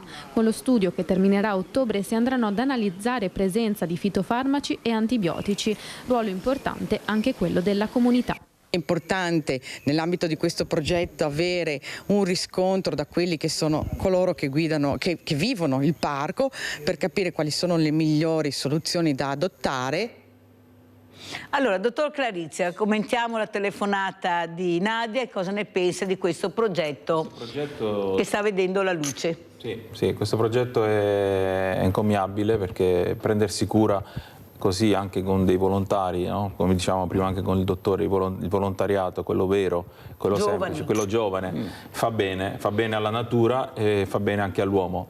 Purtroppo, come diceva la nostra ascoltatrice Nadia, i paletti sono sempre uno dietro l'altro, c'è sempre questa burocrazia che dicevi anche tu, Mirella, e c'è uno scaricabarile. Quando ci sono i problemi c'è lo scaricabarile, quando ci sono i meriti tutti si fanno avanti, quando invece ci sono dei problemi, ma devi telefonare a Tizio, no? Devi telefonare al consorzio, no? E il competente è il sindaco della città. Quindi capisco bene il disagio di questi nostri... Non dovrebbe esserci una regia, cioè il cittadino chiama un ente, poi l'ente che risponde dovrebbe lui a fare da rete per informare chi di dovere. Non è che questo povero cittadino, oltre a fare la segnalazione, poi deve telefonare non si sa dove, perché come ha detto Nadia non è che sia così chiaro di quello che tu vuoi spiegare che hai visto. Non sono chiare le competenze, non sono chiare le competenze, ma questo non solo per il fiume Sile, ma un po' in tutti gli ambiti. Io non entro nel merito perché il mio compito, diciamo, a livello scientifico, ti posso parlare di meteorologia, ti posso parlare dei problemi, però capisco bene il disagio di questi cittadini che poi magari arriva l'acqua granda, tra virgolette, oppure il nubifragio e si trovano le cantine allagate per colpa dell'incuria proprio di questi enti che magari navigano con le bende sugli occhi. Dottor Crerizio, un'altra parola importante è la biodiversità. Sì. Siamo sicuri che la conosciamo così a fondo, che viene molto rispettata da chi di dovere, oppure la stiamo sottovalutando l'importanza invece della biodiversità? Prima abbiamo sentito il nostro Antonio con le api, ecco, sì. Io dico, Antonio, sei un fortunato se hai questo albero con queste api, ecco, cura le coccole, certo. Perché ce ne sono veramente poche. Ma cosa sta succedendo, dottor Clarizia? Perché purtroppo, oltre al livello di inquinamento che sta sempre di più aumentando, bisogna un attimino avere una cultura anche nell'agricoltura. Questo sta avvenendo, posso dire che nel corso degli anni abbiamo avuto un calo, infatti proprio l'altra sera parlavamo dell'impatto dei cambiamenti climatici sull'agricoltura, ma parlavamo anche di come l'agricoltura si sta adattando alla biodiversità e quindi si sta adattando anche a usare meno pesticidi, ad avere più cura dell'ambiente. Questo lo stiamo notando, però non viene fatto da tutte le nazioni. Purtroppo ci sono nazioni che non fanno nulla.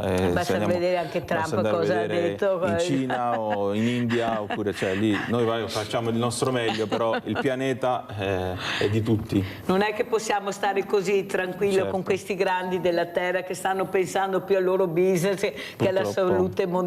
Questa è la verità, e salute mondiale vuol dire puntare sui giovani, certo. E questo fa veramente male, anche perché abbiamo sentito anche il dottor Bagnani, che è presidente di questa importante associazione, l'importante di investire nella scienza, nella ricerca. Abbiamo una tecnologia enorme grazie a questo. Ecco, quanto è importante, dottore, lei vede e sente, ecco, investire sulla ricerca, sulla scienza. Pensi che io ancora ieri ho ricevuto delle telefonate che mi dicevano che l'autismo è dovuto ai vaccini che sono stati fatti, che è aumentato perché si sono vaccinati. Ecco, capisce l'importanza di spiegare, di far capire. Prego, dottor Bagnani.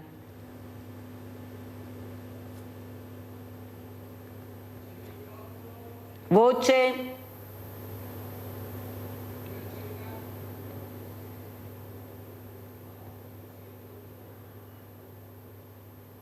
Mi sente, dottor Bagnani? Ecco, adesso la sento, prima no. Ah, ok. No, dicevo che purtroppo, tornando a una questione politica, i soldi vengono investiti in maniera spesso non adeguata, tipo la ricerca, che dovrebbe essere forse tra i primi posti dove investire, è un po' il fanalino di coda. Senza ricerca ovviamente si vanno a penalizzare chi? Sempre i soliti, i deboli che si ammalano, che non hanno magari la possibilità di curarsi perché la ricerca si è fermata. Se pensate che dal punto di vista ricerca antibiotici sono più di 20 anni forse che non viene creata una nuova molecola, e al contempo le infezioni ospedaliere mietono vittime, quindi è un grosso problema quello della ricerca, perché secondo me non ha il giusto peso che dovrebbe avere invece in una società civile. E per quanto riguarda i vaccini, come le ho detto, che mi sono arrivate queste telefonate che l'aumento dell'autismo è dovuto a questi ragazzi, queste persone che si sono vaccinate? Ma purtroppo questo è un effetto collaterale dell'uso, dell'abuso di internet, dei social, eccetera, dove è permesso scrivere tutto e il contrario di tutto. Questo è un segnale terribile che sta ad attestare l'ignoranza che sta un po' serpeggiando nella nostra società. Cioè, se si deve ascoltare qualcuno, si deve ascoltare qualcuno che abbia competenze adeguate e non quello che scrivono sui giornali o che scrivono peggio sui social, dove la tastiera ormai è Dottor diventata Bagnani, ma il problema alla è che portata ci di sono... tutti e tutti hanno il diritto di scrivere quello che vogliono. Dottor Bagnani, il problema è che questi messaggi sono arrivati anche da medici, anche da qualche scienziato, anche da qualche persona molto in alto, capisce bene che poi le fragilità subiscono quello che sentono, perché se l'ha detto lui io ci credo, capisce che forse non è tutta colpa di, ma qualcuno ci ha messo lo zampino. No, certo Mirella, però cioè le mele marce ci sono dappertutto, in tutti i lavori, in tutti gli ambienti, in tutte le professioni. Bisognerebbe sapere dove andarsi a informare in maniera corretta e questo spesso non lo fanno e si fermano ad ascoltare o a leggere i titoli dei giornali senza magari approfondire l'argomento e arrivare alla fine dell'articolo. Insomma, un po' il problema anche dei media che spesso danno delle informazioni più per attirare la lettura o la vendita dei giornali o ascoltare certi programmi piuttosto che andare nel concreto e approfondire gli argomenti come andrebbero affrontati. Veramente grazie, saluto veramente il dottor Alberto Bagnani, presidente ABEO, Associazione Bambino Emopatico Oncologico, collegato con noi da Verona. Grazie veramente, un grande abbraccio dottor Bagnani, spero di averla ancora ospite, grazie. Prego dottor Clarizia. Volevo salutare il dottore, io dico che non accade nulla mai per caso. Io ho portato la meteorologia, sto portando la meteorologia nelle scuole. Sarebbe bello magari portarlo in corsia da questi bambini, mi appello al dottore eventualmente se vuole mettersi in contatto. È ancora in linea? Ascolto. Allora io, posso dare il suo riferimento, dottore? Posso dare il suo riferimento? Sì, sono aperto a qualsiasi attività che porta cultura, che insegni qualcosa ai nostri bambini, ai nostri ragazzi. Magari i bambini portarli un po' con la testa fra le nuvole per farli distrarre un po' e magari dare una mano anche allora ai loro do subito il genitori. riferimento, dottor Bagnani, il suo riferimento, così vi mettete in contatto, perché penso sia una cosa buona e utile anche salutare, ecco, far vedere questi bambini e far sentire che sono nelle nuvole, la testa nelle nuvole. Grazie, grazie anche a Vincenzo Comunque Clarizia. come riferimento basta telefonare in ufficio con le ragazze e risolviamo tutti i problemi. Grazie dottore, grazie al dottor Vincenzo Clarizia. Pubblicità.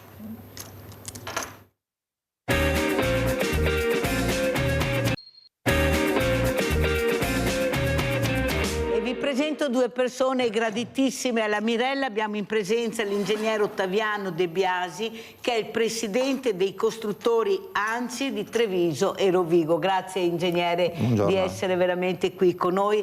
Saluto anche una persona a me carissima che è Albarosa Ines Bassani, eccola qua, ecco qua suor Albarosa. Lei ha paura che Mirella faccia domande politiche, non gliele faccio assolutamente, io voglio parlare di papi con lei, dei nostri papi, ecco, di questo Papa Francesco che ha lasciato un segno incredibile. Avete visto anche in questi giorni cosa c'è a Roma nella piazza, questo Papa Leone XIV che sta cercando di portare avanti veramente questa semina incredibile che ha fatto Papa Francesco, che personalmente a Mirella mancherà tantissimo. Ecco, io spero veramente che ci sia il proseguo. Allora, Suor Albarosa, quello che veramente sta a cuore è capire la sensibilità, ecco, e la voglia di aiutare le fragilità. Sono tante ormai, c'è una solitudine veramente che sta preoccupando sia diciamo per quanto riguarda i giovani, i bambini, i giovani, le famiglie i diversamente giovani, e questo Papa sta cercando di far costruire, qui abbiamo un costruttore, i ponti, i famosi ponti, ecco, sono dei ponti fondamentali per la pace. Cosa dice Suor Albarosa? Dico che alla nomina del nuovo Papa siamo stati colpiti tutti da una grande meraviglia, perché a dir la verità non è che fosse conosciuto, ma E l'interrogativo, Mirella, era proprio questo, e quello che ha lasciato Francesco continuerà con grande gioia, con grande stupore e con grande così anche un senso di sicurezza.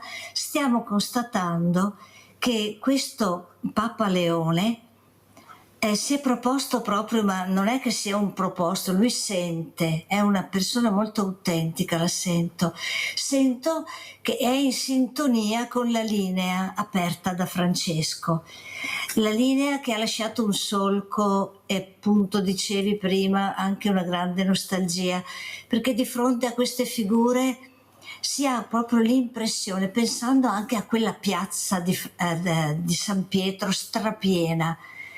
Io mi sono chiesta cosa cerca tutta questa gente.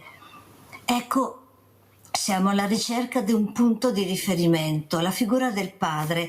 Francesco era stato una figura di padre per le persone, si era avvicinato, avvicinato a chiunque, come dicevi tu, e quindi la preoccupazione era: e adesso?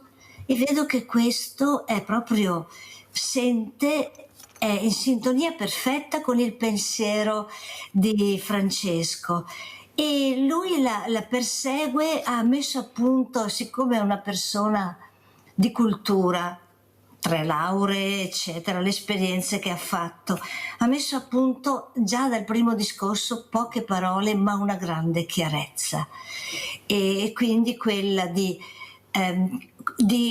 adoperarsi per farsi mediatore, per recuperare la pace, per costruire la pace, creare ponti, attenzione alle persone, come dicevi tu. Per cui ci stiamo rasserenando, e anche con gioia, vedendo che Francesco sta continuando la sua presenza. Infatti Papa Leone l'ha già nominato in quasi tutti i discorsi, lo nomina. E quindi grazie Suora Albarosa, questa teologa, questa storica sulle cause dei santi. Ecco l'importanza anche di sentire e di vedere, ingegnere, quanti giovani hanno partecipato agli eventi, quante famiglie. Ecco, c'era proprio questo ponte che collegava la piazza con questa finestra di questo Papa. Ma è la semina che ha fatto Papa Francesco. Anche voi, ingegnere, dovete raccogliere questa semina, unire le forze per dare quell'aiuto, quel lavoro che dà dignità all'uomo, alle persone che fanno fatica a trovarlo. Noi abbiamo una denatalità che impressiona, non abbiamo i giovani, non è che non vogliono fare, non li abbiamo proprio, adesso vediamo i risultati, però abbiamo questi diversi che arrivano, che hanno bisogno anche di un'accoglienza, di un ascolto, di una casa per la loro dignità, anche di lavoro. Cosa si sta facendo, ingegnere? Cerchiamo di mettere assieme le forze per cercare di essere anche più accoglienti con quelle brave, che hanno voglia di lavorare, che hanno voglia di integrarsi, perché c'è il lavoro nero che preoccupa. Abbiamo visto cosa succede anche nei cantieri. Prego, ingegnere. Ma, diciamo che il fenomeno dell'immigrazione aiuta a colmare quel vuoto di calo demografico. Mancano giovani, arrivano invece gli immigrati, poi calano, hanno 2 fattori, ossia contrastano il calo demografico e allo stesso tempo mantengono, diciamo, giovane la società e quindi attiva per il lavoro. I problemi sono però molteplici e vanno risolti a mio avviso appunto tutti insieme, perché non è solo questione di formare i giovani come si diceva prima, ma hanno prima il problema di integrarsi, devono sapere la lingua italiana, o se no non riescono a superare i corsi anche semplici per la sicurezza di lavorare in cantiere, perché si parla tanto di sicurezza. Quindi di morti sul lavoro, in particolare sui cantieri edili, quindi devono essere gente preparata e che sa comunicare, quindi conoscere la lingua italiana. bisogna dargli appunto un'abitazione per dargli una vita dignitosa e quindi integrarsi. Noi da parte nostra come associazione abbiamo una scuola di formazione, quindi sono benvenuti. Non è semplice a livello burocratico portare giovani in Italia con i permessi, dopo devono unirsi alle famiglie e quindi c'è anche il problema appunto dell'abitazione, perché noi anche personalmente anche come impresa di famiglia mia abbiamo dato alloggio a 4 egiziani, no? Però è una sistemazione temporanea, perché dopo arrivano. Come sono queste persone che voi avete accolto, ingegnere? Sono volenterose, sono brave, sono gente che lavora, che non si fa problemi, mentre il nostro settore è sempre visto come un lavoro difficile, perché maggior parte diciamo all'aperto, quindi così ha un clima non da fabbrica, coperto e meno agevole. Poi collegandomi anche col discorso di prima, quando i giovani così parlano, dicono, una volta si diceva faccio famiglia, metto su casa, metto su famiglia, no? Quindi bisogna aiutare i giovani ad affrontare, ad avere un accesso anche alla casa più. Senti, ingegnere, però noi vediamo molte costruzioni signorili, vediamo che si costruisce poco per le famiglie normali, diciamo così. Abbiamo poche RSA, abbiamo pochi asili. Io veramente, ingegnere, lo so che la Mirella è sempre un po' provocatoria, però io avevo Villa Margherita a Treviso, poi qualcuno ha detto che non andava bene per vari motivi, ecco, e poi mi ricordo Villa Franchetti, lei conoscerà, vero Villa Franchetti, ingegnere? Dove io ci sono stata. Mettere a disposizione, e invece vedo questi passaggi, Cassamarca, provincia, comune, e Villa Franchetti sta andando in degrado, ma non era così messa male all'interno. C'era l'associazione Maritan che io frequentavo e avevamo queste stanze su questi, ecco, ci sono vari edifici. Perché non si cerca di recuperare quello che si può recuperare, ingegnere? Queste forze. Allora adesso in questi 3 anni, in questi ultimi 3 anni si è fatto parecchio, grazie anche ai fondi del PNR, ci sono state riqualificazioni, ristrutturazioni, riqualificazioni energetiche degli edifici, delle scuole, c'è un'attenzione, almeno con i numeri, c'è stato un aumento degli appalti pubblici. E quindi questi edifici pubblici e di servizi. Diversamente per l'edilizia residenziale, perché sono 2 cose diverse, abbiamo un calo, sono 2 anni consecutivi che c'è un calo del 10% di compravendite, perché le case costano di più, perché la tanto acclamata sostenibilità che sacrosanta ha un costo,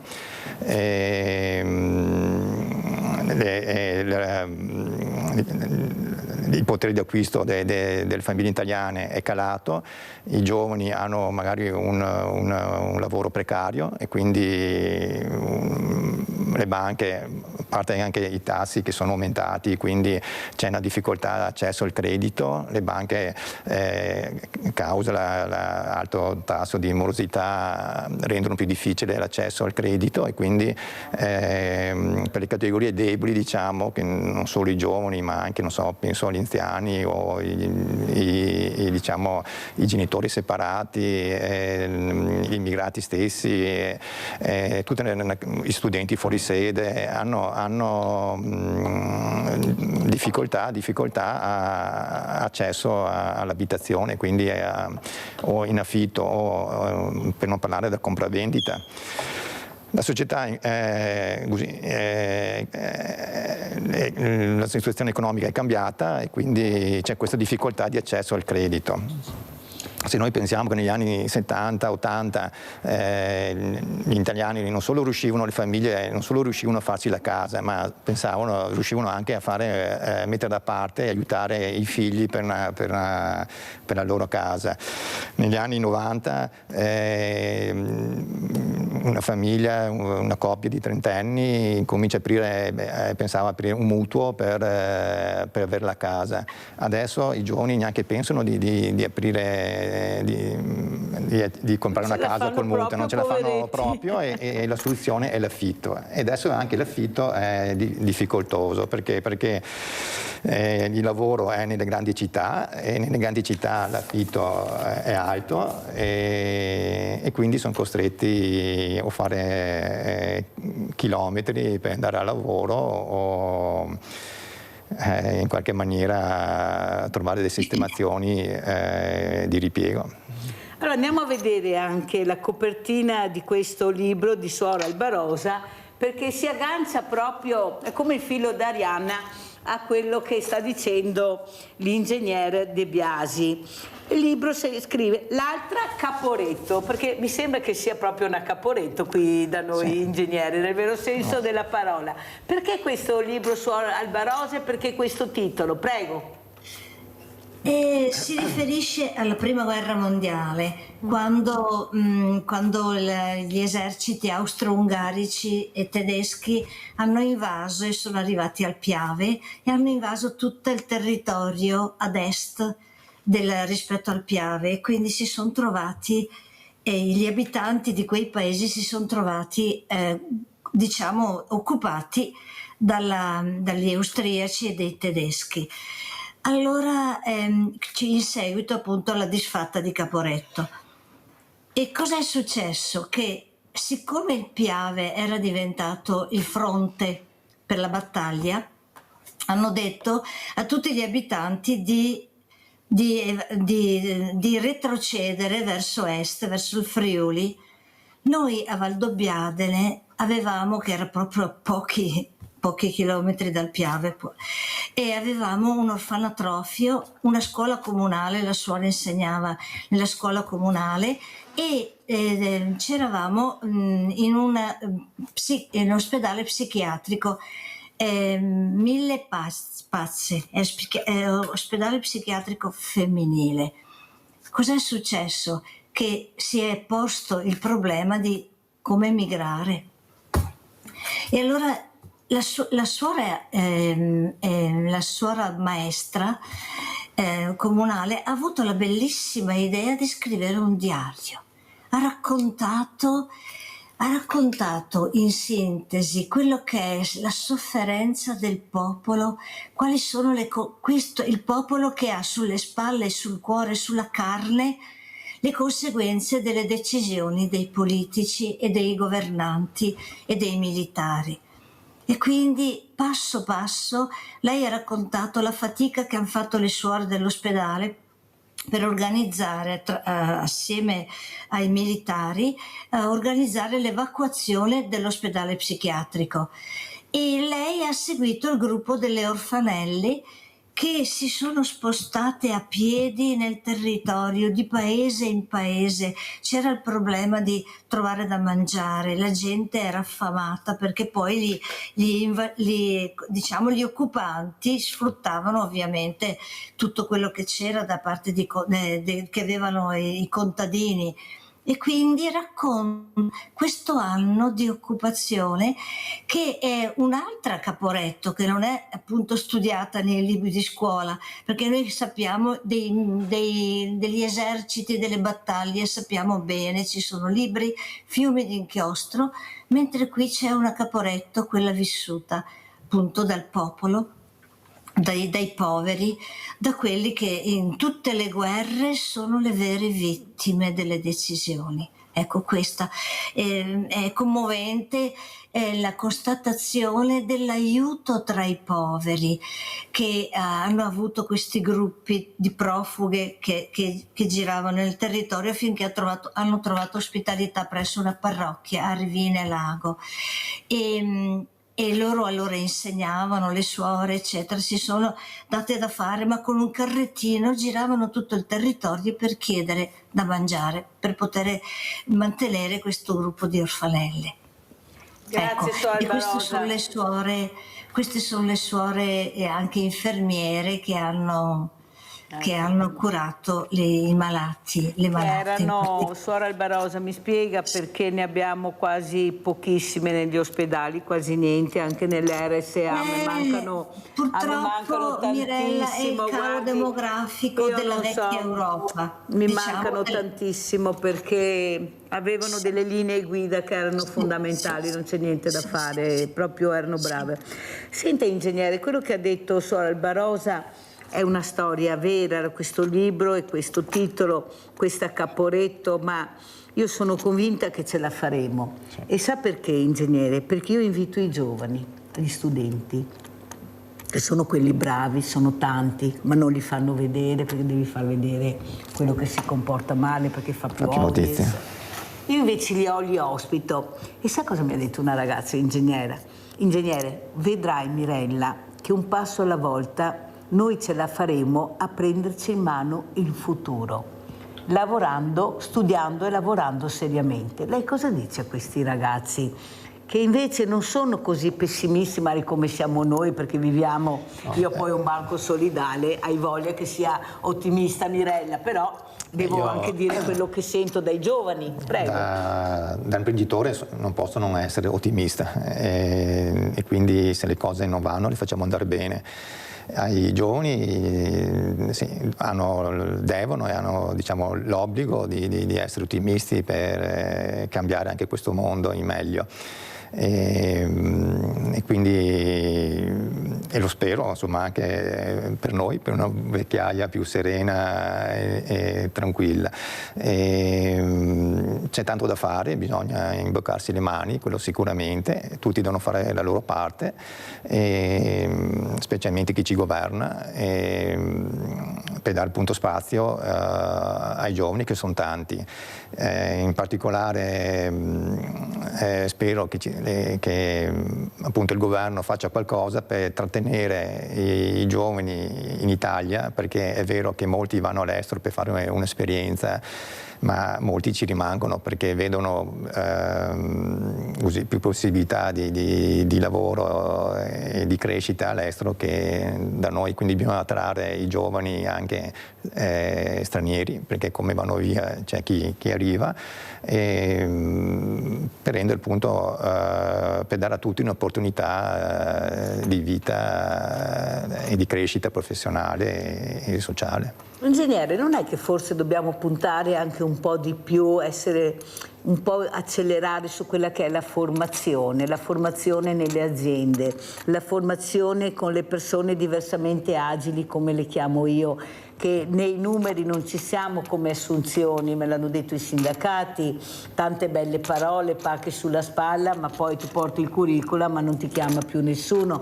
Perché si ha così paura, ecco, nell'assumere queste persone della diversità? Cos'è la diversità per un imprenditore quando deve assumere, ingegnere? Ma allora, purtroppo nel mio settore, che diciamo è più difficile perché il cantiere presta molti così, pericoli e quindi maggiori attenzioni e difficoltà nel movimento, nel muoversi.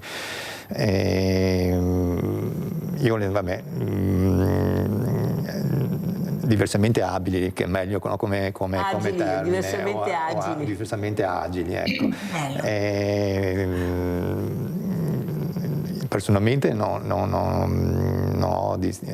faccio distinzione purché si possa lavorare in sicurezza e che venga fatto il lavoro. È bello sentirlo dire, ingegnere, non faccio distinzione, però c'è qualcuno che la fa purtroppo, perché i numeri sono numeri, anche qui dovete fare più squadra, fare più rete tra di voi, perché hanno la voglia di lavorare. Sì. Dobbiamo dare questa possibilità anche a loro, perché siamo noi diversi ingegneri, non sono loro.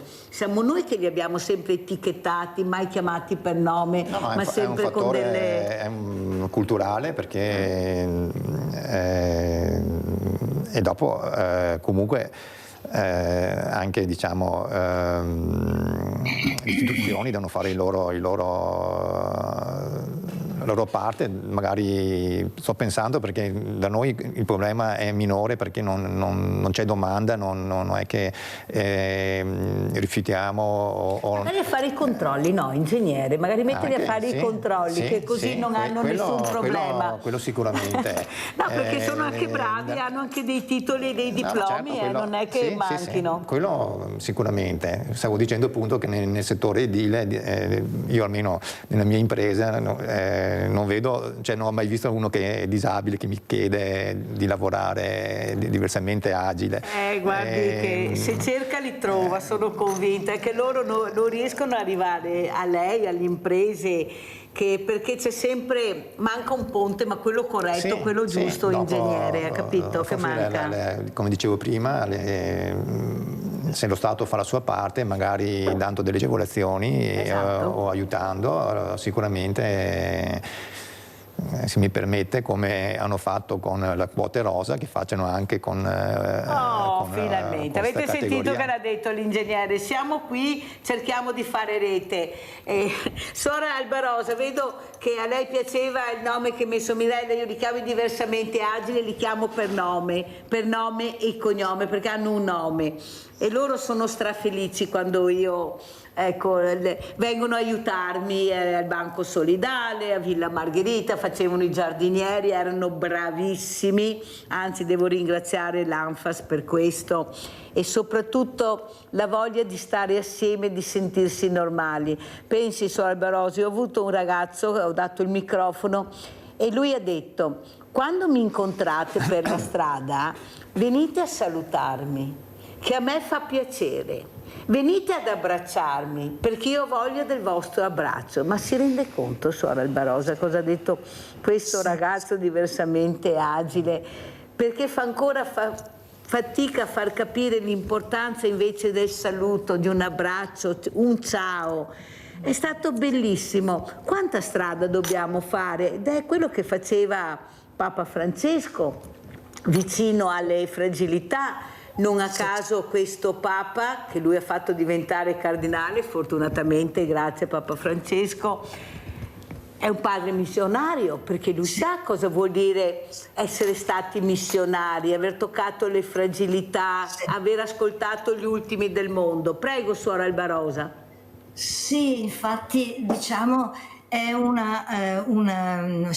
americano outsider, nel senso che si sente che è più peruviano che non statunitense, diciamo. Cioè lui ha nel cuore l'esperienza pluridecennale che ha fatto come missionario, nel quale c'è in mezzo a questa gente semplice, come dicevi prima tu, come i ragazzi diversamente abili, anche i poveri sentono il bisogno di un contatto, uno sguardo che capisca i loro problemi e uno che stia in mezzo a loro, non sopra loro a fare il benefattore, a fare portare l'aiuto da più alto, deve essere uno vicino. E da quello che ho visto, che mi sono documentata così su Papa Leone, veramente esce da un'esperienza che l'ha segnato tutta la vita, lo si sente. Ed è bellissimo, per esempio, che nel discorso iniziale non abbia usato l'inglese, ma abbia usato lo spagnolo quando ha fatto un saluto, e quindi vuol dire che lui si ritiene più missionario che non un gerarca, diciamo, cioè una figura autoritaria a capo della Chiesa. Nello stesso tempo si coglie che ha anche recuperato i segni dell'autorevolezza del compito che lui ha, appunto il fatto di essere uscito, di essere uscito con il rocchetto rosso, di usare i simboli. I simboli non vogliono significare distacco dal popolo, ma vogliono significare la dignità, cioè lui è diventato il nostro punto di riferimento.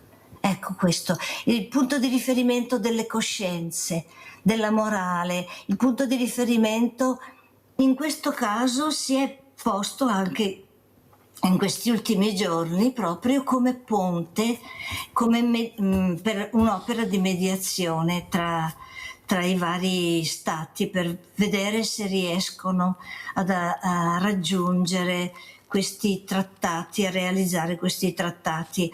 Cioè si sente e ha già coinvolto la Curia Romana, ve lo posso dire perché io provengo da una settimana a Roma, appunto, dove lavoro, faccio un po' la pendolare. La Curia Romana è molto contenta.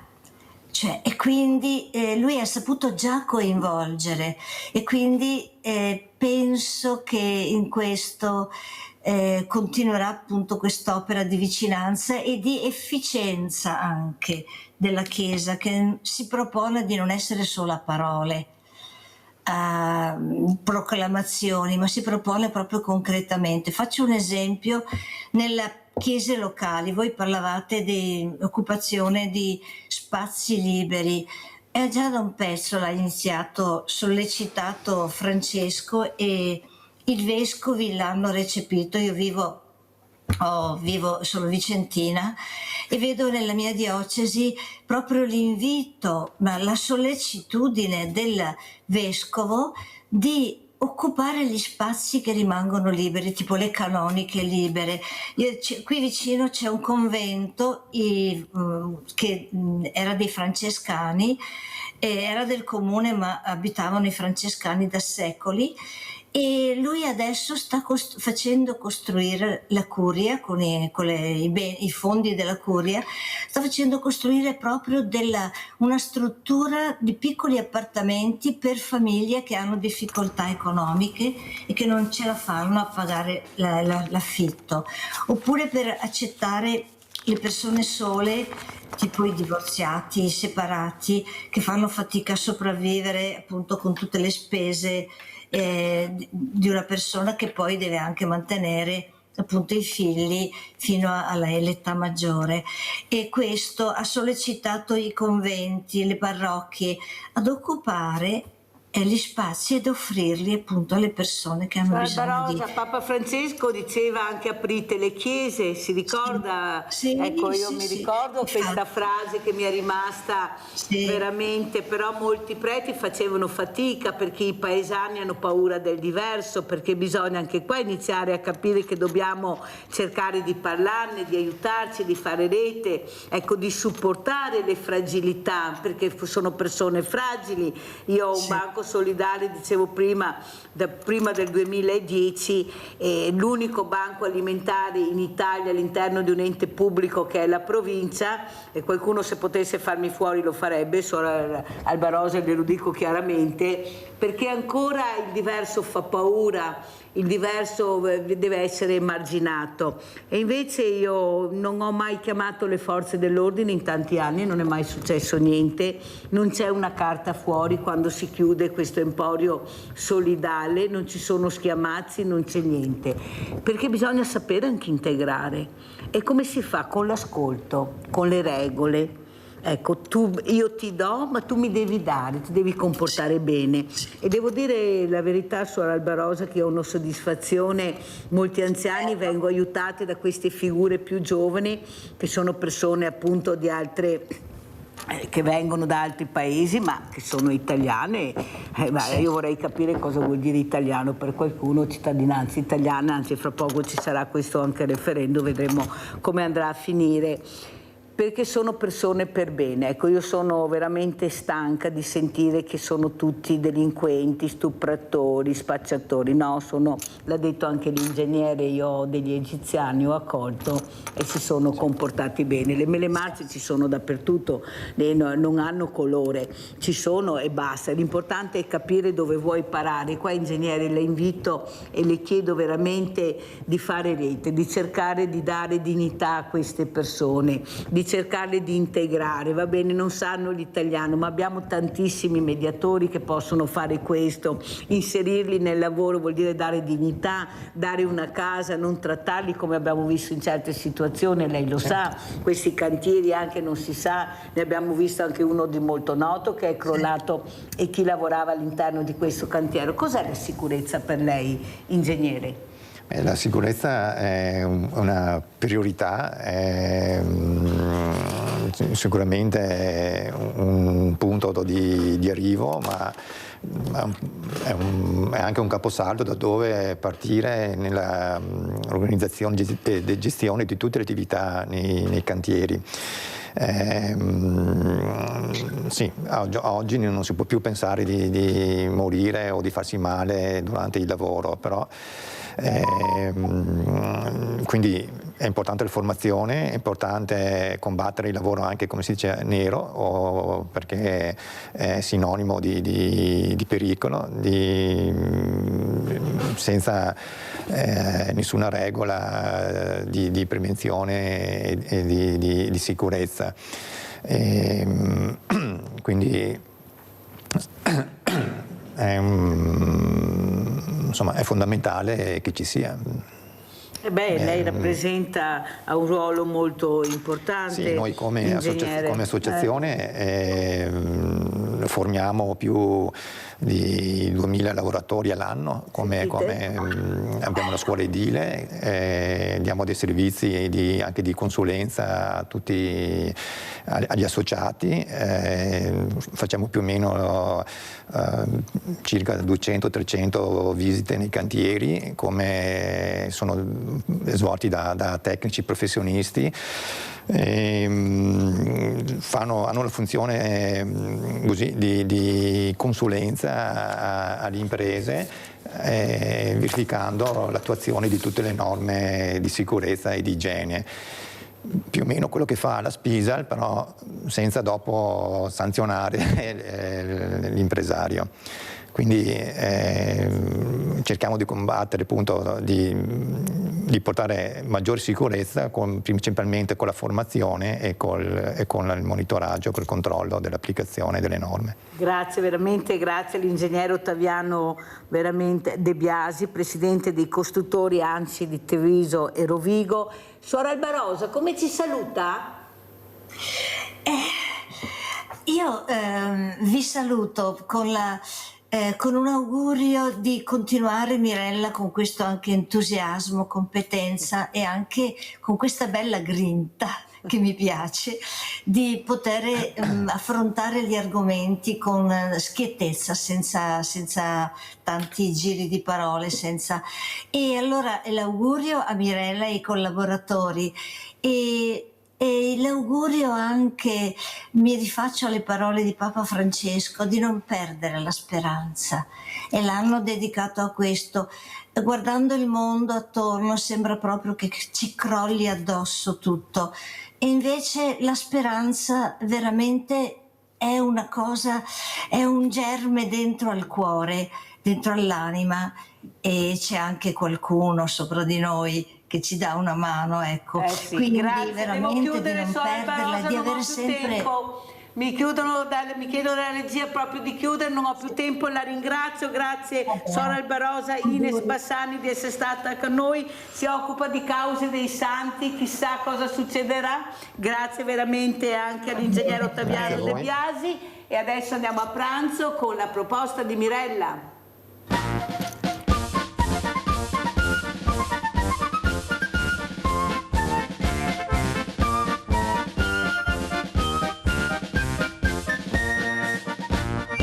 Bentornati con noi pure oggi. Oggi vi prepariamo una base della cucina, vi prepariamo le crespelle.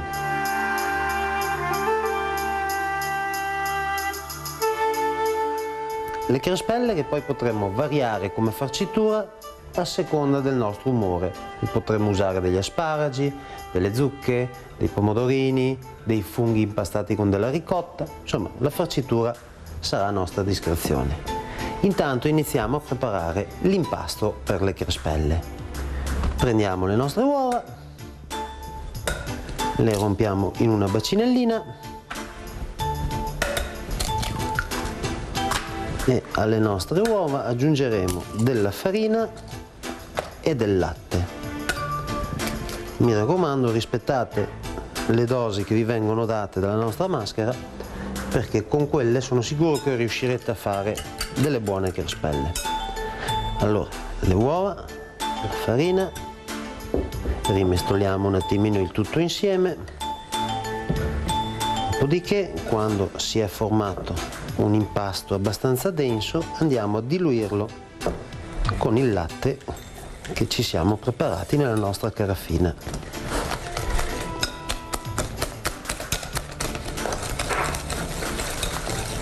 Abbiamo quasi sciolto tutta la farina con le uova, come potete vedere. Andiamo ad aggiungere il nostro latte. Ecco, l'importante è trovare la giusta densità, poi provate 2 o 3 volte e vedrete che sicuramente anche voi riuscirete a trovare un impasto della giusta densità che vi permetta di fare delle belle crespelle. A questo impasto aggiungiamo un pizzico di sale e noi ci aggiungiamo anche un pizzichino, proprio poco di olio per aiutarci durante la cottura delle crespelle in padella. Essendo un composto unto ci aiuterà a non attaccare le crespelle. Fatto questo, se vogliamo proprio perfezionare al 100% la nostra base, prendiamo un colino, la passiamo, così se si è formato o se è rimasto qualche grumbo di farina lo eliminiamo in questa maniera. Ora l'impasto lo lasciamo riposare una mezz'oretta in frigorifero, dopodiché andremo a preparare le nostre crespelle. Abbiamo tolto il nostro composto dal frigorifero, come potete vedere anche voi il freddo lo ha leggermente rassodato ed è diventato leggermente più denso. Ora, quando lo verseremo nella padella calda, vedremo se l'impasto è giusto.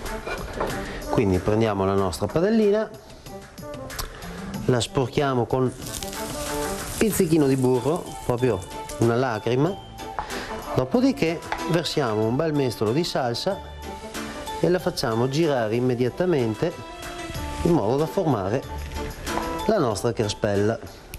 Vedete? Rimettiamo sul fuoco un attimino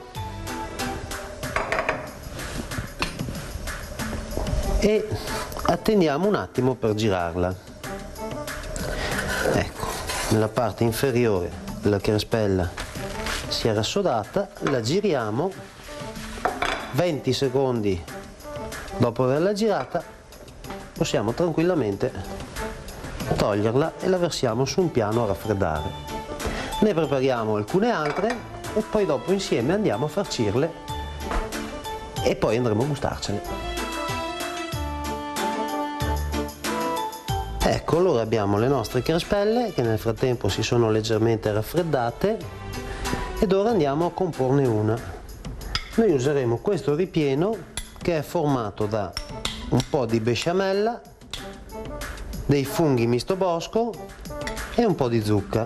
Prendiamo il nostro cucchiaio, versiamo una bella cucchiaiata di salsa al centro della crespella ed andiamo a piegarla in 4, praticamente così.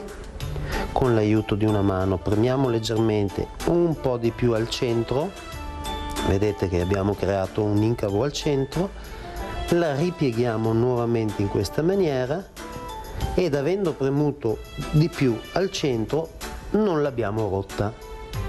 Questa è una crespella piegata a triangolo. Altrimenti un'altra possibilità che ci viene data, in questo caso useremo alcuni asparagi che abbiamo in precedenza saltato con un po' di burro,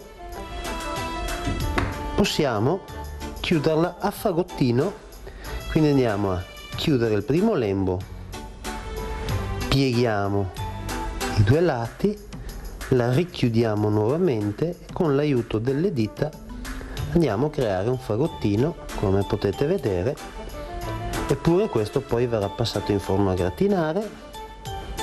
Altrimenti, terza possibilità, qui usiamo 2 pomodorini per variare il colore di ciò che stiamo facendo, il classico rotolino, che non è altro che un ripieno leggermente premuto, arrotolato e chiuso un attimino alle estremità. Classico fagottino. Ecco, questo è l'impasto delle crespelle. Impasto delle crespelle che, se viene zuccherato, può essere farcito anche con la Nutella, con della marmellata e può diventare un ottimo spuntino per il pomeriggio. Se viene preparato con dei prodotti salati, verrà poi passato in forno con un filo di besciamella, una spruzzata di parmigiano, a gratinare per una decina di minuti fino a quando avrà formato la sua bella crostina dorata e poi verrà portato nelle vostre tavole. Con questo spero di avervi fatto vedere qualcosa di simpatico. Siamo sempre a vostra disposizione se avete dei consigli o dei suggerimenti. Se avete qualche curiosità, telefonateci oppure mandateci una mail e noi cercheremo di soddisfare le vostre curiosità. Grazie.